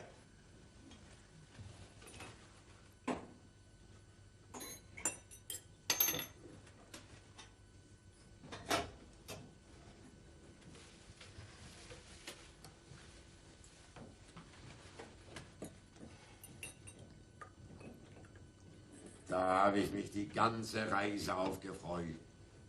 Auf den Grog hier an Siel und den Friesenkrug. Ja, unser Ziel. Nirgends in der Welt ist das so schön wie hier. Na, dann Prost. Na, lass uns auch trinken. Prost. Was ich sag, dir tut der Grog auch gut. Ach Gott, nee, das ist aber auch, was man alles durchmachen muss, nicht? Oh Gott, wenn mir das einer gesagt hätte, als ich noch nicht wusste, wie das Leben spielt. Ach, Nun bist du wieder die Alte. Nun kann das gemütlich werden. Wo kommt dieser Rum her? was geht dich das an? Der ist doch nicht beim Kaufmann gekauft, was? Das hat es zu meiner Zeit nicht gegeben. Der Friesenkrug ist doch wohl nicht so runtergekommen. Im Friesenkrug gilt, was immer gegolten hat. Der Rum kommt nicht von Land, der kommt von See her. So mache ich das Leiden. Und dieser hier? Wo habt ihr den her? Von der Bark Esperanza. Und wer hat euch dazu verholfen? Der ist uns geschickt worden mit einem Brief von einem ungenannt sein wollenden, aber treuen Sohn der Heimat, Asturstun. Vom treuen Sohn der Heimat. Ja. Und wer ist das wohl? Der treue Sohn? Tja, den Akybas. Wenn der nach Haus kommt, der schickt keine Postkarte. Der schickt 2 Kisten rum. Hier steht er, der treue Sohn der Heimat. Also das hätten wir uns denken sollen, was? Dass wir nicht darauf gekommen sind, was? Hast du die 40 Buddels gleich umgegossen, Annette? Ist alles in Ordnung? Hab bloß eine Kiste gekriegt. Und die andere, wo ist die? Bei August von Karlchen da? Die ist uns durch die Lappen gegangen. Die hat der Grüne uns abgejagt. Die hat der Grüne euch abgejagt? Die schöne Kiste rum, die habt ihr euch wegschnappen lassen? Ihr Nachtwächter hier. Die Master, die haben nicht aufgepasst, die waren nicht auf dem Posten. Das ist Sünde und eine Schande ist das ja. So was ist mir doch noch mein Lebtag nicht passiert. Mir hat noch kein Grüner auch bloß eine Tüte Tabak weggeschnappt. Annette, hast du das an mir erlebt? Nee, das muss ich sagen, das habe ich nicht an dir erlebt. Den Schaden müssen wir wieder gut machen. Da will ich schon für sorgen. Ich muss hier das Leid wohl mal wieder in die Hand nehmen. Die Leute an Siel sollen merken, der Akybas ist wieder da. Das ist in der Küber, so war er immer. Ihr sollt sehen, der führt den Grünen an der Nase rum, was? Der Grüne, den kaufe ich mir. Das sollt ihr sehen und erleben. Uns eine Kiste rum wegzuschnappen. Uns hier an Siel. Sag bloß kein, dass ich wieder hier bin. Der Grüne darf nichts von mir merken. Die Kiste. Da soll er keine Freude an haben. Die Kiste. Prost auf die Kiste. Prost auf die Kiste. Die jag ich ihn wieder ab.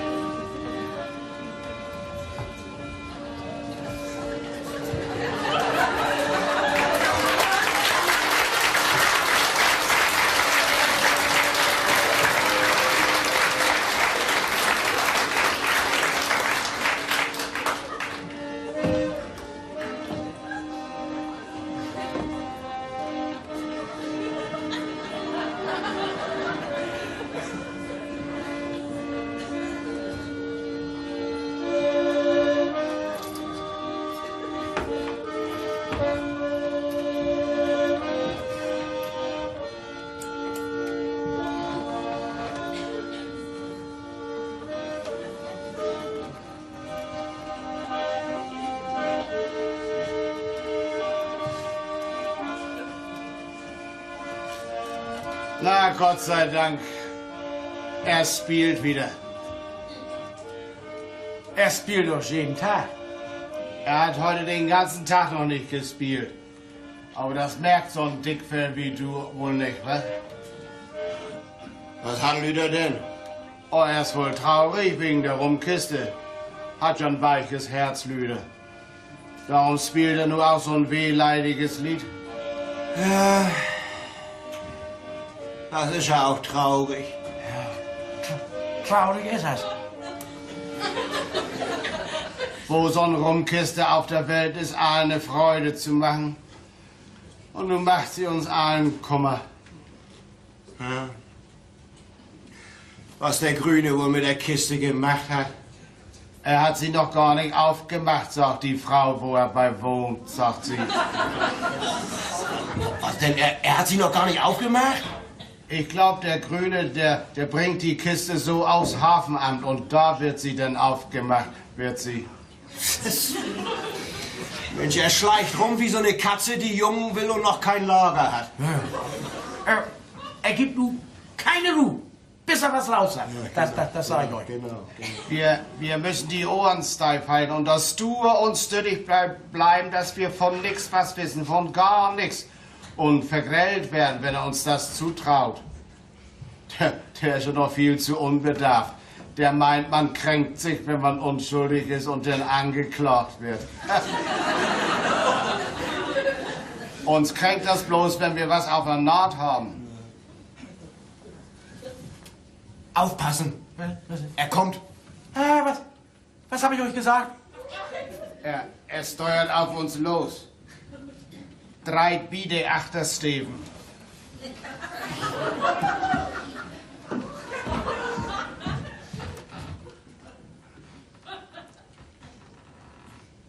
Guten Tag.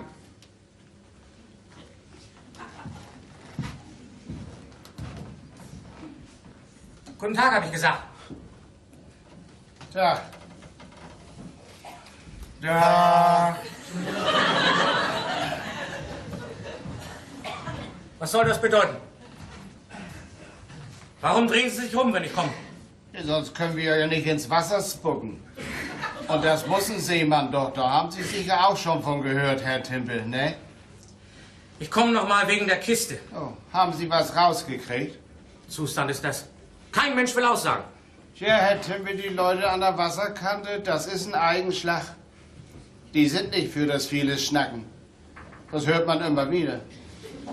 Ich selber, ich bin nicht so. Ich sag alles rein, raus. Gerade so wie meine Guste auch. Ja, Sie, Herr von Katjendorf, Sie sind frei und offen weg. Sie haben auch sicher nichts mit der Kiste zu tun. Sie sind ein ehrlicher Mensch.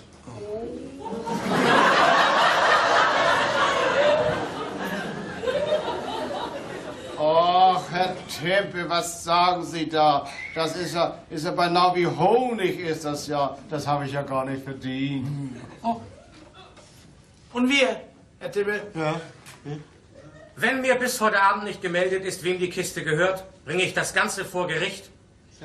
Ja, wen wollen Sie denn vor Gericht bringen, Herr Timpel, wo Sie bloß erst die Kiste haben, die strafbar ist, weil sie bis an den Hals voll rum im Schilf stand?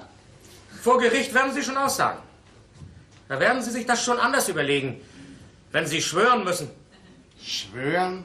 Anders überlegen? Igitt, Herr Timpel. Wenn einer schwören muss, dann darf er sich das nicht anders überlegen. Der muss er bei der Wahrheit bleiben. Die kommt an den Tag, darauf können Sie sich verlassen. Man, besser wär's, die Schuldigen melden sich nun schon. Wenn Sie da mal Glück mit haben. Besser wär's, Sie hätten den Mut und kämen hier zu mir her. Darauf warte ich.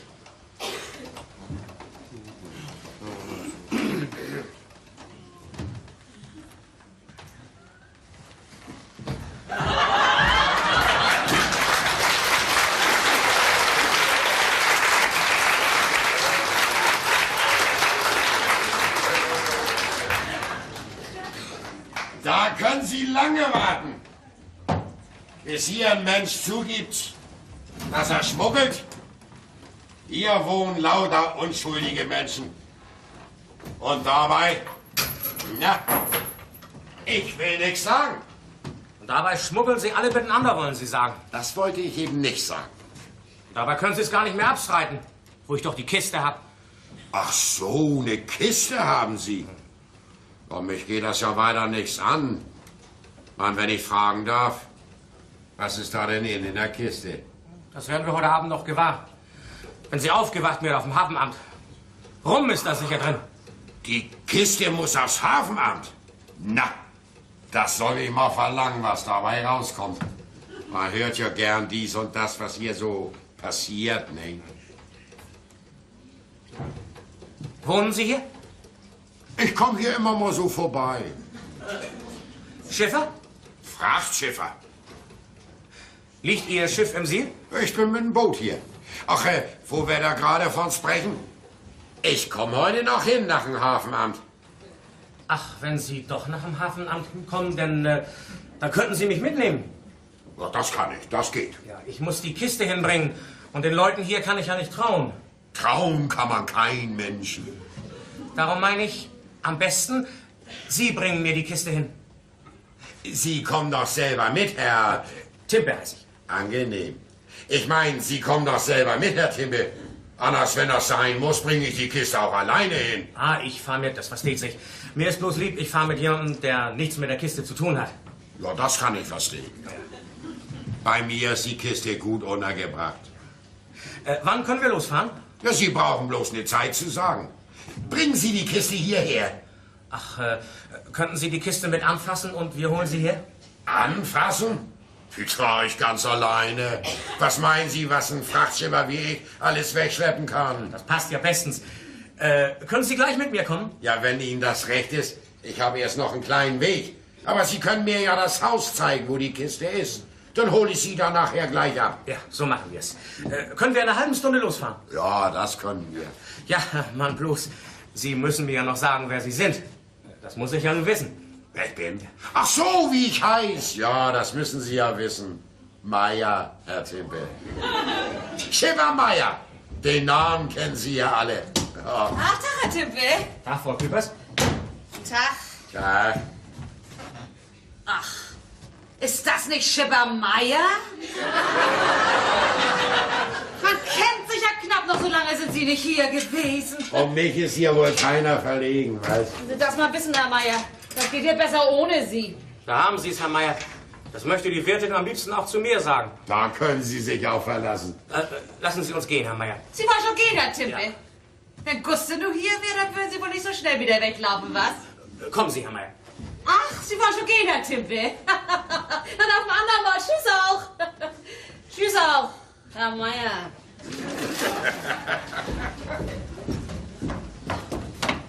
Du, war der Grüne nicht eben hier? Hast du nicht mit ihm gesprochen? Warum soll ich mit ihm sprechen? Und wovon habt ihr gesprochen? Och, von dies und das, was dich nichts angeht, nicht? Was mich nichts angeht.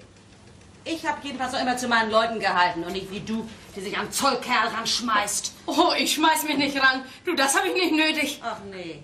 Er hat mir gestern Abend Lieder vorgesungen, die kein anständiges Mädchen einen Mannsmenschen vorsingen machen und ihm gläubige Augen gemacht, dass man Angst haben konnte, da kam Brand in der Gaststube, was? Und auf wen hört er nun? Wer kann euch noch alle davor bewahren, dass er euch vors Gericht bringt? Vors Gericht. Was weiß er denn? Nix weiß er. Der ist so viel zu dumm.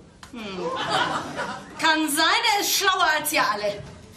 Ich geh doch hinter manche. Verrat uns alle. Verrat deinen eigenen Vater. So, ich geht ausspucken, sollte man für so einer. Also, das soll dir noch leid tun. Ja, ich halte das mit meinem Mantel. Kann sein, mehr als du der Teufel ist. Ja. Habt ihr Streit gehabt? Och, nix. Ärger dich nicht, Annette. Du Lüder. Was sagst du denn, du das hinterküpperst, dass der wieder da ist? Nicht mehr ausgehalten hat er das. Er musste hier mal wieder sein. Tja, ich kann das gut verstehen. Ich soll ihn wegschicken. Denn lange hält er das doch wieder nicht aus, das weiß ich nun schon. Lass ihn mal hier bleiben, Annette. Du bist gut, Lüder. Du warst immer gut zu mir. Ach, lass mal. Aber ich war oft nicht gut zu dir, aber ich konnte es nicht immer so. Aber heute bin ich dir gut. Annette. Das ist doch keinem erzählt, dass Hinner Kübers wieder da ist. Kein Menschen. Der grüne Mal, der ist Schipper Meier. Er soll die Kiste hierher bringen. Geh ihm nach, Lüder. Du kannst ihm am Ende noch helfen. Ja.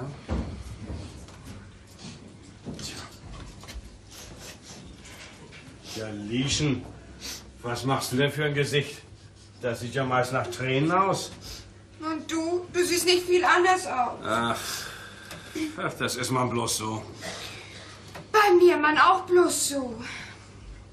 Das Leben ist ein sauer Stück Arbeit. Hast du das auch schon gemerkt? Vorher nicht, aber hier bei euch.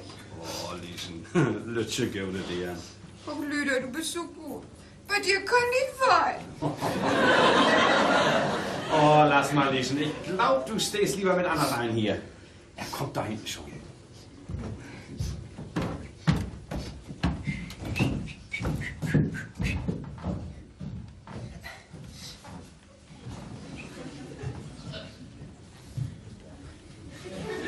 Lieschen, was ist denn? Hat dir einer was getan, du? Denn sag mir das, dass ich dem Kerl an die Gurgel gehe. Ich geh weg vom Siel. Verdammt nochmal, du verjagst einen doch nicht so. Warum willst du denn weg? Ich will ja gar nicht. Aber Tante Annette macht mich nicht mehr leid. Sie sagt das nicht, aber ich spüre das. So, na, dann muss ich Tante Annette wohl mal den Kopf zurechtsetzen. Das nützt nichts. Und wenn sie mich nicht gern hier hat, dann muss ich weg. Aber willst doch ganz gerne bleiben, ne? Dirk, ich möchte schrecklich gerne bleiben. Nirgends bin ich so gern gewesen als hier am Siel. Aha. So schön ist das hier und die Menschen sind alle so nett. Dann sollst du auch hier bleiben.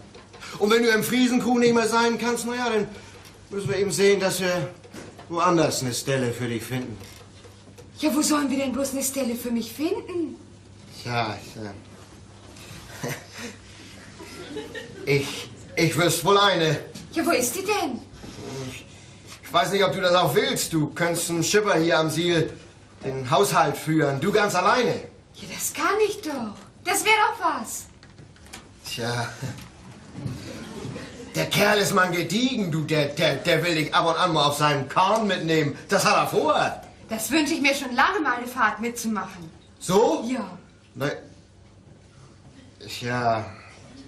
Aber schmuggeln tut der Strunk mir nicht mal auch. Du, das kann und kann er nun mal nicht lassen. Das gewöhne ich ihm ab. So? Abgewöhnen lässt er sich schlecht was. Aber sonst ist das ein guter Kerl. Ja, das steht für einen, du. Ein junger Schipper ist, der viel von zu Hause weg ist. Hättest du da wohl Lust zu? Ja, gleich. Wenn ich mal meine Arbeit habe und am Siel bleiben kann. Naja, dass ich dir das der Mann sagt.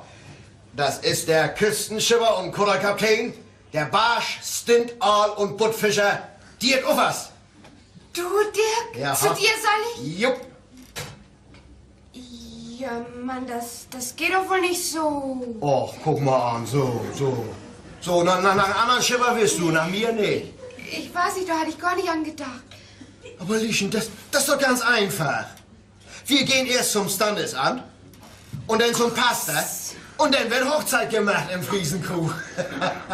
Lüder spielt auf, August von Kartchen, Dörbchen, Köhm und Gott aus. Der zieht die Schmoraale ab. Tante Annette tanzt wie eine junge Dern. Guste singt dolle Lieder. Und der Manche kommt auf eine halbe Stunde, kriegt ein Brüsselders. Ach, Lieschen, du, das wird fein. Du weißt ja noch gar nicht, ob ich will. Willst du mich? Na, wie jetzt, willst du mich? Du lässt mich ja gar nicht zu Wort kommen. Ach, was ist denn viel Schnacken? Du brauchst doch bloß Ja zu sagen. Na, wie jetzt, willst du mich? Ja, Dirk. Na, siehst du. Naja, ich wundere mich über nichts mehr. Du weißt du, das verlangen wir auch gar nicht, dass du dich wunderst, ne? Wenn sowas erst ausbricht, das steckt an wie die Masern. So? Das aber, wer hat sich denn noch angesteckt, ne? Oh Mensch, mir flimmert das Grün vor den Augen, kann ich auch. Ja? Denn du erzähl mir mal, was ist dir für eine Laus über die Leber gelaufen?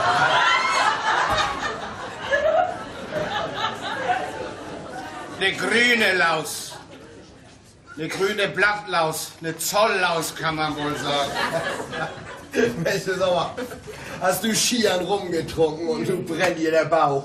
Oh, wenn ich das hätte ahnen können, wie das Leben spielt. Also, ich muss mich erst mal auf den Schreck erholen. Ja, das glaube ich.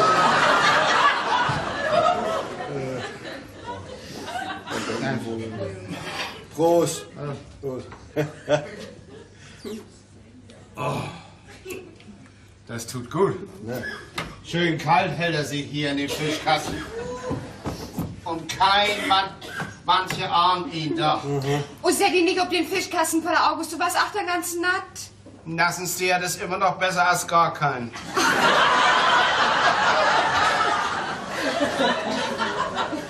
Das merkt euch man, wenn euch der Steer auch mal nass wird. Oh, komm bloß mit, er spinnt.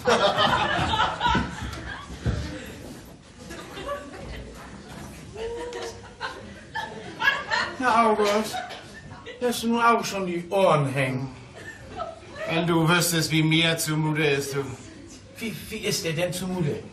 Mir ist zumute wie einen alten Schafsbock, der einen jungen Wolf zur Welt gebracht hat. Du, ist was los?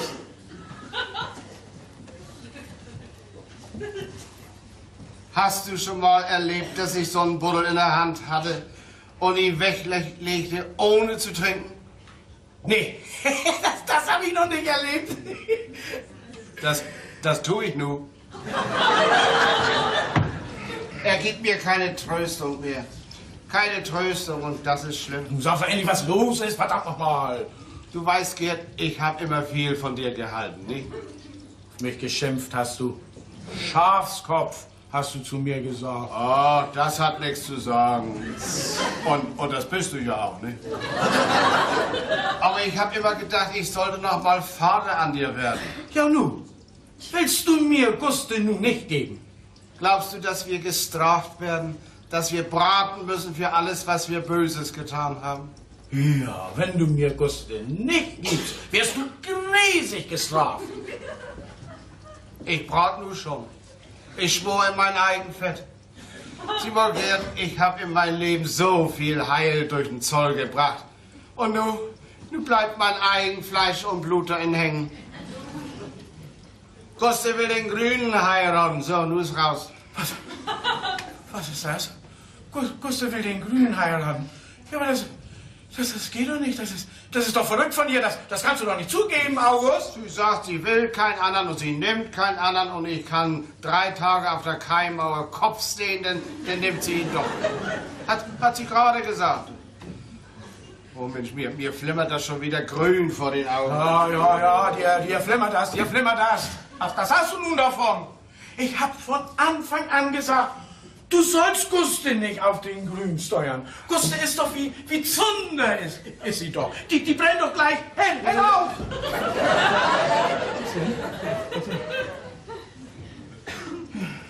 Du, wenn ich den Grünen zum Schwiegersohn krieg, der beschlagnahmt mir ja den Krog unter der Nase weg. August, kann wesen, sie will ihn bloß. Und er geht man mit ihr, um sie auszuhorchen. Ja, du, zutrauen kann man dem das nur. Er wird schon doll genug nach ihr sein, du. So einen deren wie Guste, die gibt das nicht normal. Die schlägt ganz nach mir.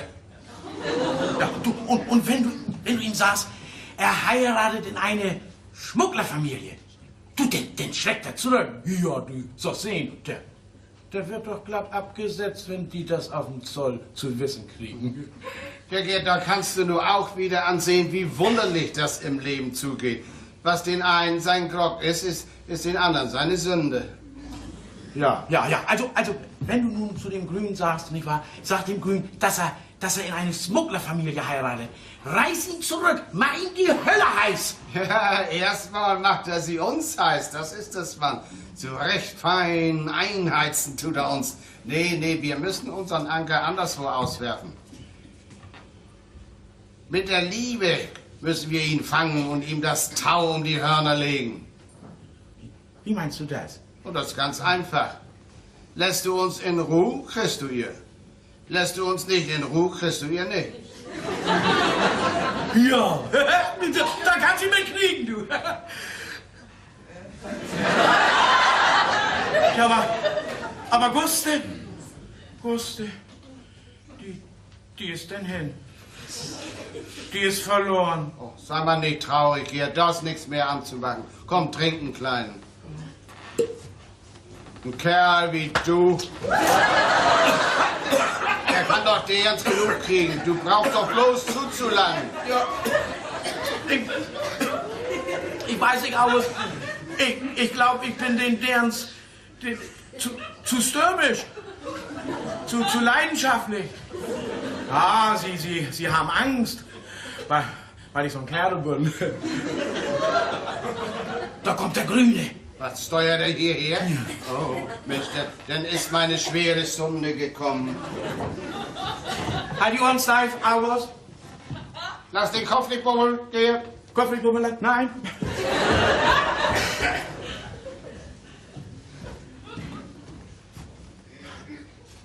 Ach, das trifft sich gut, Herr von Katendorp, dass Sie allein sind. Ich hätte ganz gern mal mit Ihnen gesprochen. Ganz offen, von Mensch zu Mensch. Ich sitze hier in meine ganze Menschlichkeit, Herr Timpel. Alles, was mit dem Zoll zu tun hat, das gehört hier nicht her zwischen uns beide. Tja, wenn das man geht, so wie ich die Sache ansehe. Aber schießen Sie mal los. Ja, Herr von Katendorp, das ist nicht ganz einfach, aber Sie können sich vielleicht schon denken, was ich Sie fragen will. Ich denk mir nix. Rein nix. Doch kommt nix bei raus. Das wird nachher doch alles ganz anders. Also, Guste, Ihre Tochter Guste und ich, wir mögen uns gern leiden. Ja, das mögen wir. Oh. So was das. Kommt vor, da ist nichts bei. Ja, bloß das ist uns ernst. Sehr ernst ist uns das. Wir wollen uns gern zusammentun. So. Und nun meinen Sie, ich soll aufstehen und Ihnen um den Hals fallen und mich freuen. Was? Haben Sie sich das gedacht? Ja, um den Hals fallen, das kann ich ja wohl nicht gut verlangen. Und Ja und Amen sagen und meinen Segen als Vater geben. Ist das so gedacht? Und Sie, Herr Timpel, was tun Sie? Sie spitzeln und spionieren, hängen uns eine Kiste rum an den Hals, wollen uns vor Gericht bringen und all so ein Arschkram. Wo wir so unschuldig sind wie Schafslämmer.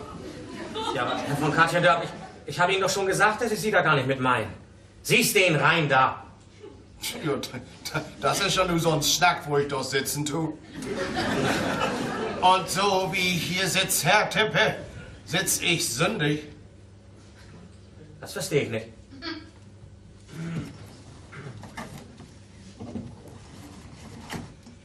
Wissen Sie, was das ist?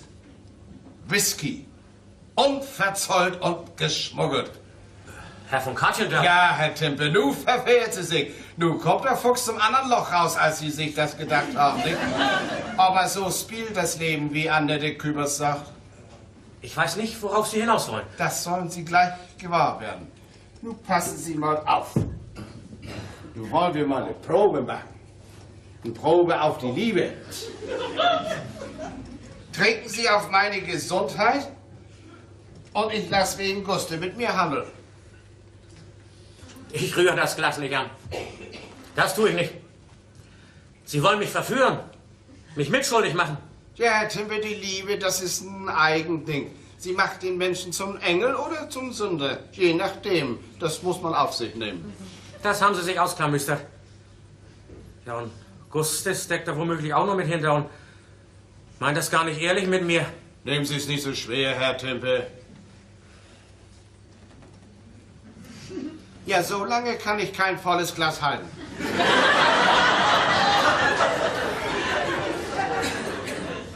Ich möchte bloß wissen, Herr von Katendorp, sagen Sie mir das. Hat Guste gesagt, dass sie mich von Herzen gern hat? Nee, da hat sie nichts von gesagt. Das hat sie nicht gesagt? Na ja, dann kann ich ja gehen. Sie hat bloß gesagt, sie will Sie heiraten und keinen anderen. Und ich könnte 3 Tage auf der Keimmauer auf dem Kopf stehen, dann täte sie es doch. Das hat sie gesagt? Hat sie gesagt. Aber ich muss ja auch Ja dazu sagen. Und darum, Herr Tippe, kommt es dann nur auf an.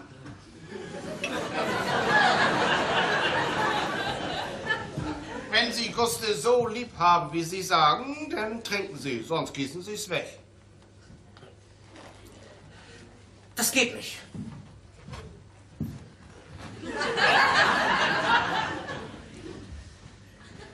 Ich darf nicht. Ich warte. Lange kann ich das Glas nicht mehr halten, manche. Das ist... Nein.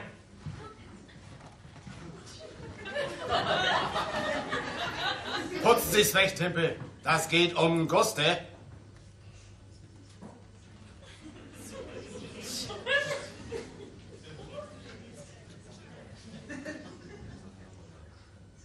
Für Guste. Herr Tippel, Sie sind ein Mensch. Und einen alten befahrenen Köhmtrinker sind Sie ja auch. Machen die Augen beim Trinken zu, dass Ihnen nicht erst Wasser im Mund zusammenläuft, weil dir ja kein Wasser zu darf, nicht? Und bloß, ja, gern.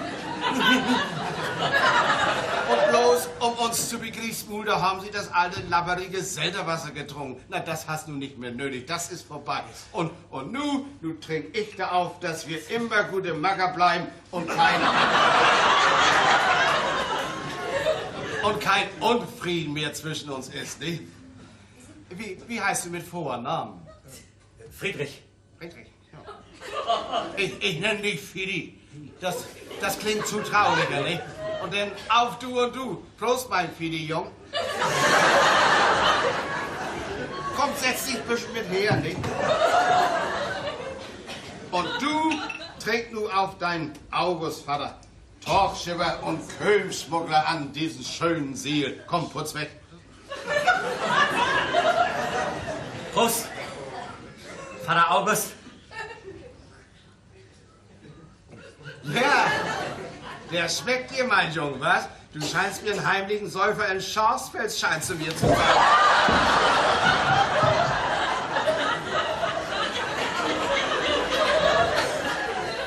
Ach, wie ist es doch schön, wenn Menschen gut zueinander sind und sich vertragen. Was warst du vorher bloß so unnösel und verdwasst, mein Fidi? Das war ja gräsig, war das ja mit dir. Ja, das tut mir leid, ich muss gleich weg, ich hab noch zu tun. Wenn du nun mal nicht so fix, gerade jetzt wird es gemütlich, ja, nimm mal noch einen. Nee, ich warte hier auf jemanden, der könnte schon hier sein. Auf wen wartest du denn? Ach, davon wollen wir nun nicht reden. Geh du mal zu Guste und sag ihr... Was nicht von reden, was soll das heißen? Mir kannst du nur doch alles sagen, mein Fidi Jung, alles, nicht? Ja, ich sehe ja wohl nicht richtig.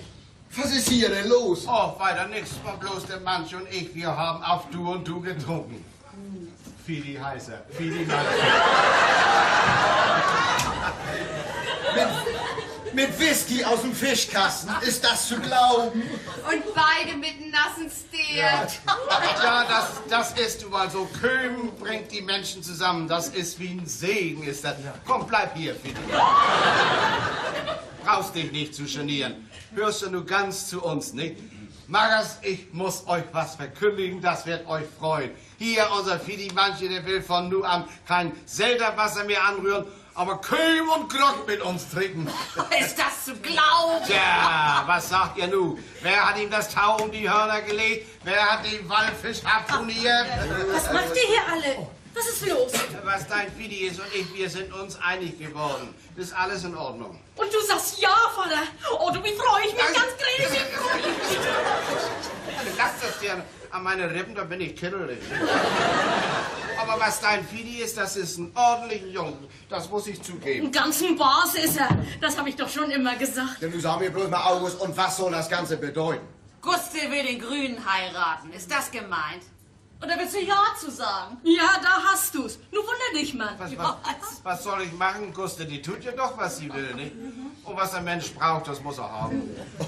Und du kriegst August von Katschendorf. Gerade du kriegst den Grünen zum Schwiegersohn. Mensch, das ist der beste Witz, den ich in meinem Leben gehört habe. Ach, Mann, du du mach doch bloß nicht so ein Puhai von. Das muss ganz unter uns bleiben. Das braucht weiter keiner zu wissen. Mit der Hochzeit, da warten wir noch ein bisschen. Und in der Zeit können wir das gut mit uns manche haben. So ganz ohne Lärm und Streit. Mann, oh Mann, oh Mann, oh Mann, oh Mann. Kommen Sie, Herr Meier, warten Sie. Setzen Sie die Kiste hier ab, warten Sie. Ich helfe. So, sagt er. So. Da habe ich meine Last mitgehabt, Herr Timbe. Der hätt mich warm muckt, den Kisten. Na, nu ist sie ja hier. Nu ist ja gut. Nu ist gut, das denke ich auch. Also, nu schau mich doch in Achtern und Föhren losen, wenn das nicht... Wenn das nicht Schippermeier ist, nicht? Ja, er war lange nicht hier. Ich habe ihn auch zuerst nicht erkannt. Der Grüne hat ihn die Kiste hierher bringen lassen. Er soll Ihnen helfen, Schippermeier. Ach, das ist Schippermeier. Nee, den hätte ich bald nicht erkannt. Also, ich konnte nicht auf den Namen kommen. Meier, ja, nun fällt es mir ein. Ja, und was soll die Kiste hier, Lupidi? Was hast du dir dabei gedacht? Oh, die Kiste, die kann man uns schön spendieren, ne? Ja, Guste hat sich mit dem Manche und Lieschen hat sich mit mir versprochen. Ja. Kiste rum kann uns schön passen. Können wir fein feiern mit. Oh ja, finde du das zu? Ja, das passt ja wunderbar. Wie die Fackel nicht lange stifft uns die Kiste. Nee, Vater August. So geht das nicht. Ich bin Beamter. Und das mit der Kiste, das muss in Ordnung kommen. Die muss aufs Hafenamt. Was? Aufs Hafenamt? Soll ich dir Guste wieder wegnehmen, was? Ich mach die Kiste hier auf, ehe ich sie aufs Hafenamt bringe. Dann können alle mit eigenen Augen sehen, dass ich recht gehabt habe, da einen Schmuggel hinter zu vermuten. Und Schippermeier, der kann als mein Zeuge gelten, weil der mit den Leuten hier und mit dem ganzen Kram nichts zu tun hat. Ich stehe für die Kiste ein, Herr Timbe. Lassen Sie, Mann, ich mach das schon.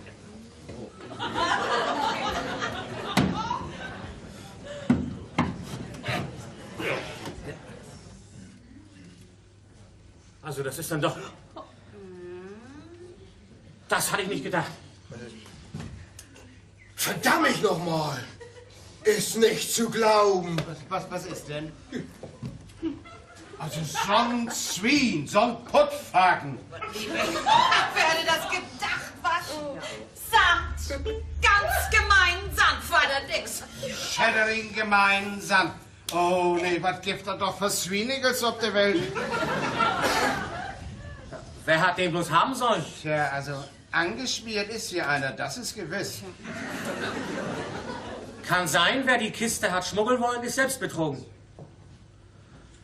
Oder man hat mich reinlegen wollen. Ja, das glaube ich beinahe, Herr Timbe, was ich davon verstehe. Herr Meier hat recht.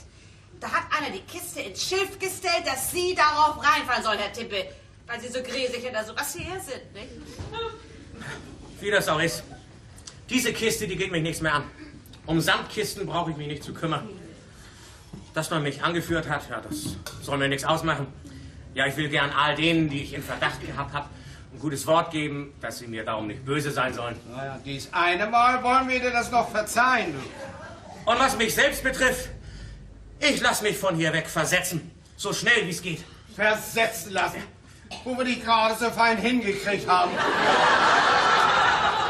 Ach, du großer Gott, den können wir sehen, wie wir den nächsten grünen Zahn kriegen.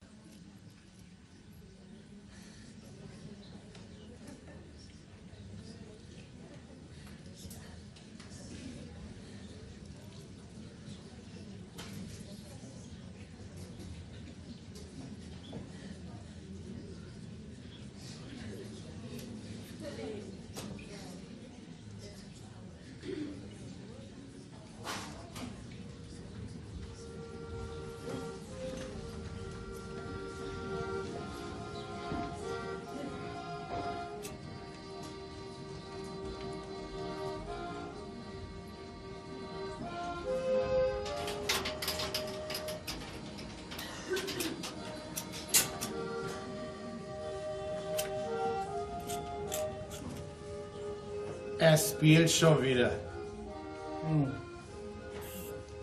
Mach ich gern hören. Mir spielt er zu traurig.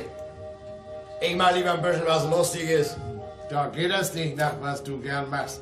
Oder meinst du, er spielt die hübschen Lieder für dich? Das weiß doch jeder am Siel. Lüder Wohls spielt bloß für nette Kübers. Ist er denn immer noch hinterher? Das fühlt doch ein Blinder mit dem Fuß. Und Sie? Ja. Sie hält ihn so hin, ne? Mal guckt sie ihn an, als ob sie sich gleich fressen lassen will und dann ist sie wieder kalt wie ein Eiszapfen. Junge, das wäre nichts für mich. Die würde ich mal in die Arme nehmen, bis sie glüht wie so ein Kanonenofen. Wäre aber doch schade, wenn Lüder unsere Annette noch mal kriegen täte, ne? Schade. Warum schade? Ja, dann wäre das mit der schönen Musik vorbei. Die Vögel singen auch bloß, solange sie noch kein Nest und keine Frau und Kinder haben. Der Grüne ist unterwegs. Was? Tippe vom Zoll? Hör die. Das reguliert aber auch den ganzen Tag durch die Gegend. Oh, er kriegt euch ja auch für bezahlt. Oh, er kugelurt immer so rum mit dem Gesicht, als wenn er was weiß. Das haben die Neuen so an sich. Das gibt sich mit der Zeit. Wenn sie mal erst Grog von geschmuggelten Rum mit uns getrunken haben, dann werden sie anders. Fürs Grog trinken ist er nicht. Nee. Neulich wollte ich ihn mal zum Glas einladen. er hatte sich wie eine kleine Dern, die ihren ersten Kuss haben soll. Ja, du wirst das auch schön dösig angefangen haben mit. Ja. Ja, der wird schon wissen, warum der vor ihm hier weg musste, weil der zu oft mit uns in Krug gesessen hat. Junge, das war ja ein Pläsier, wie der zuletzt die Grogs wegputzte. Ja. Also, ich weiß nicht, August. Dieser ist so ungemütlich. Ja, er ist nicht verheiratet, dann sind sie immer viel unruhiger. Ja, er muss eine Frau kriegen, die ihn ans Haus hält. Ja.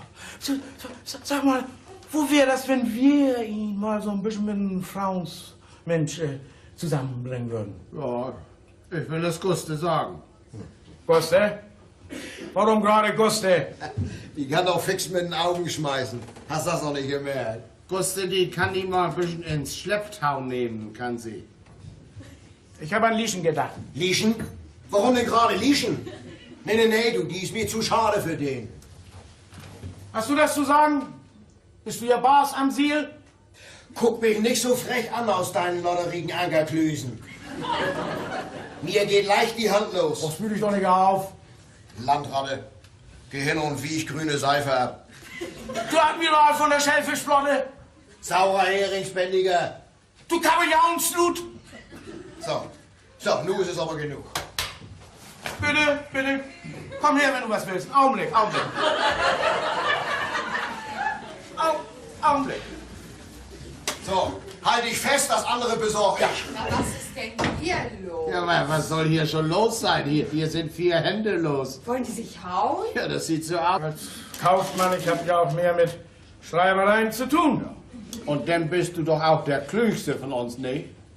Der Klügste? Ja. Wieso meinst du das? Ich meine das nicht. Das meinst du ja selber. Prost, Gerd. Prost, Gerd.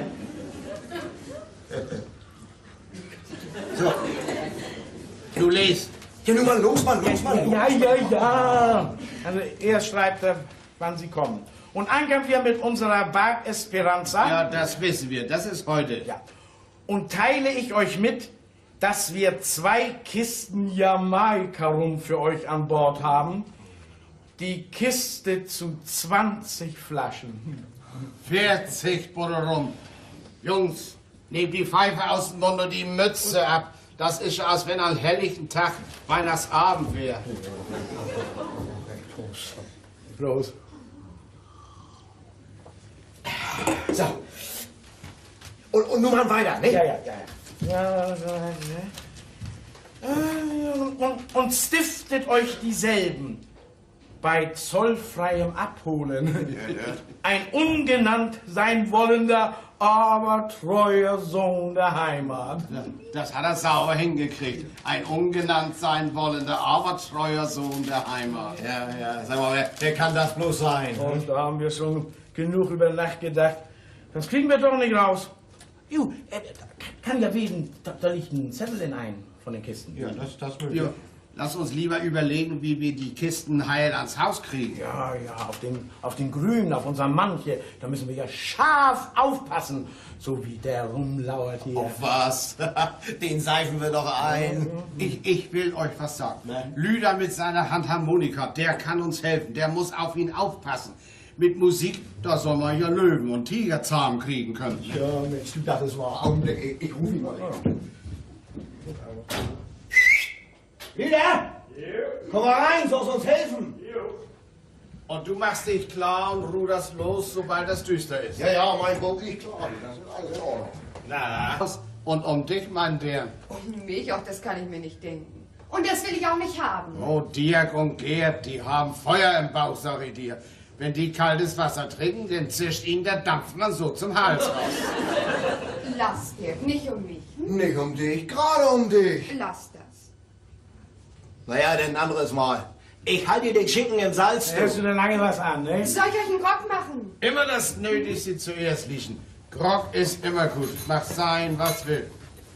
Wie lange bist du nur in Friesenkrug, dass du schon so gut Bescheid weißt? 7 Wochen bin ich nur hier. Kommt, Jungs, setzt euch hin. Wir müssen unsere überseeischen Geschäfte noch beschnacken.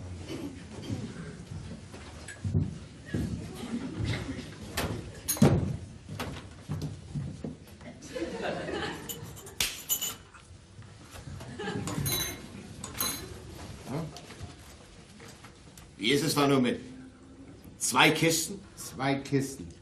2 Kisten. Frei Backbord. Frei Backbord. Frei Backbord. Müssen heute noch geholt werden. Müssen heute geholt werden. Müssen geholt werden. Tja? Tja? Wo ist Tante Annette denn? Soll ich sie rufen? Nee, du kannst mal nach ihr hingehen.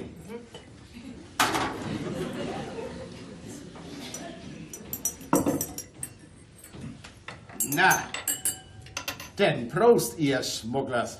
Prosaurus. Prosaurus.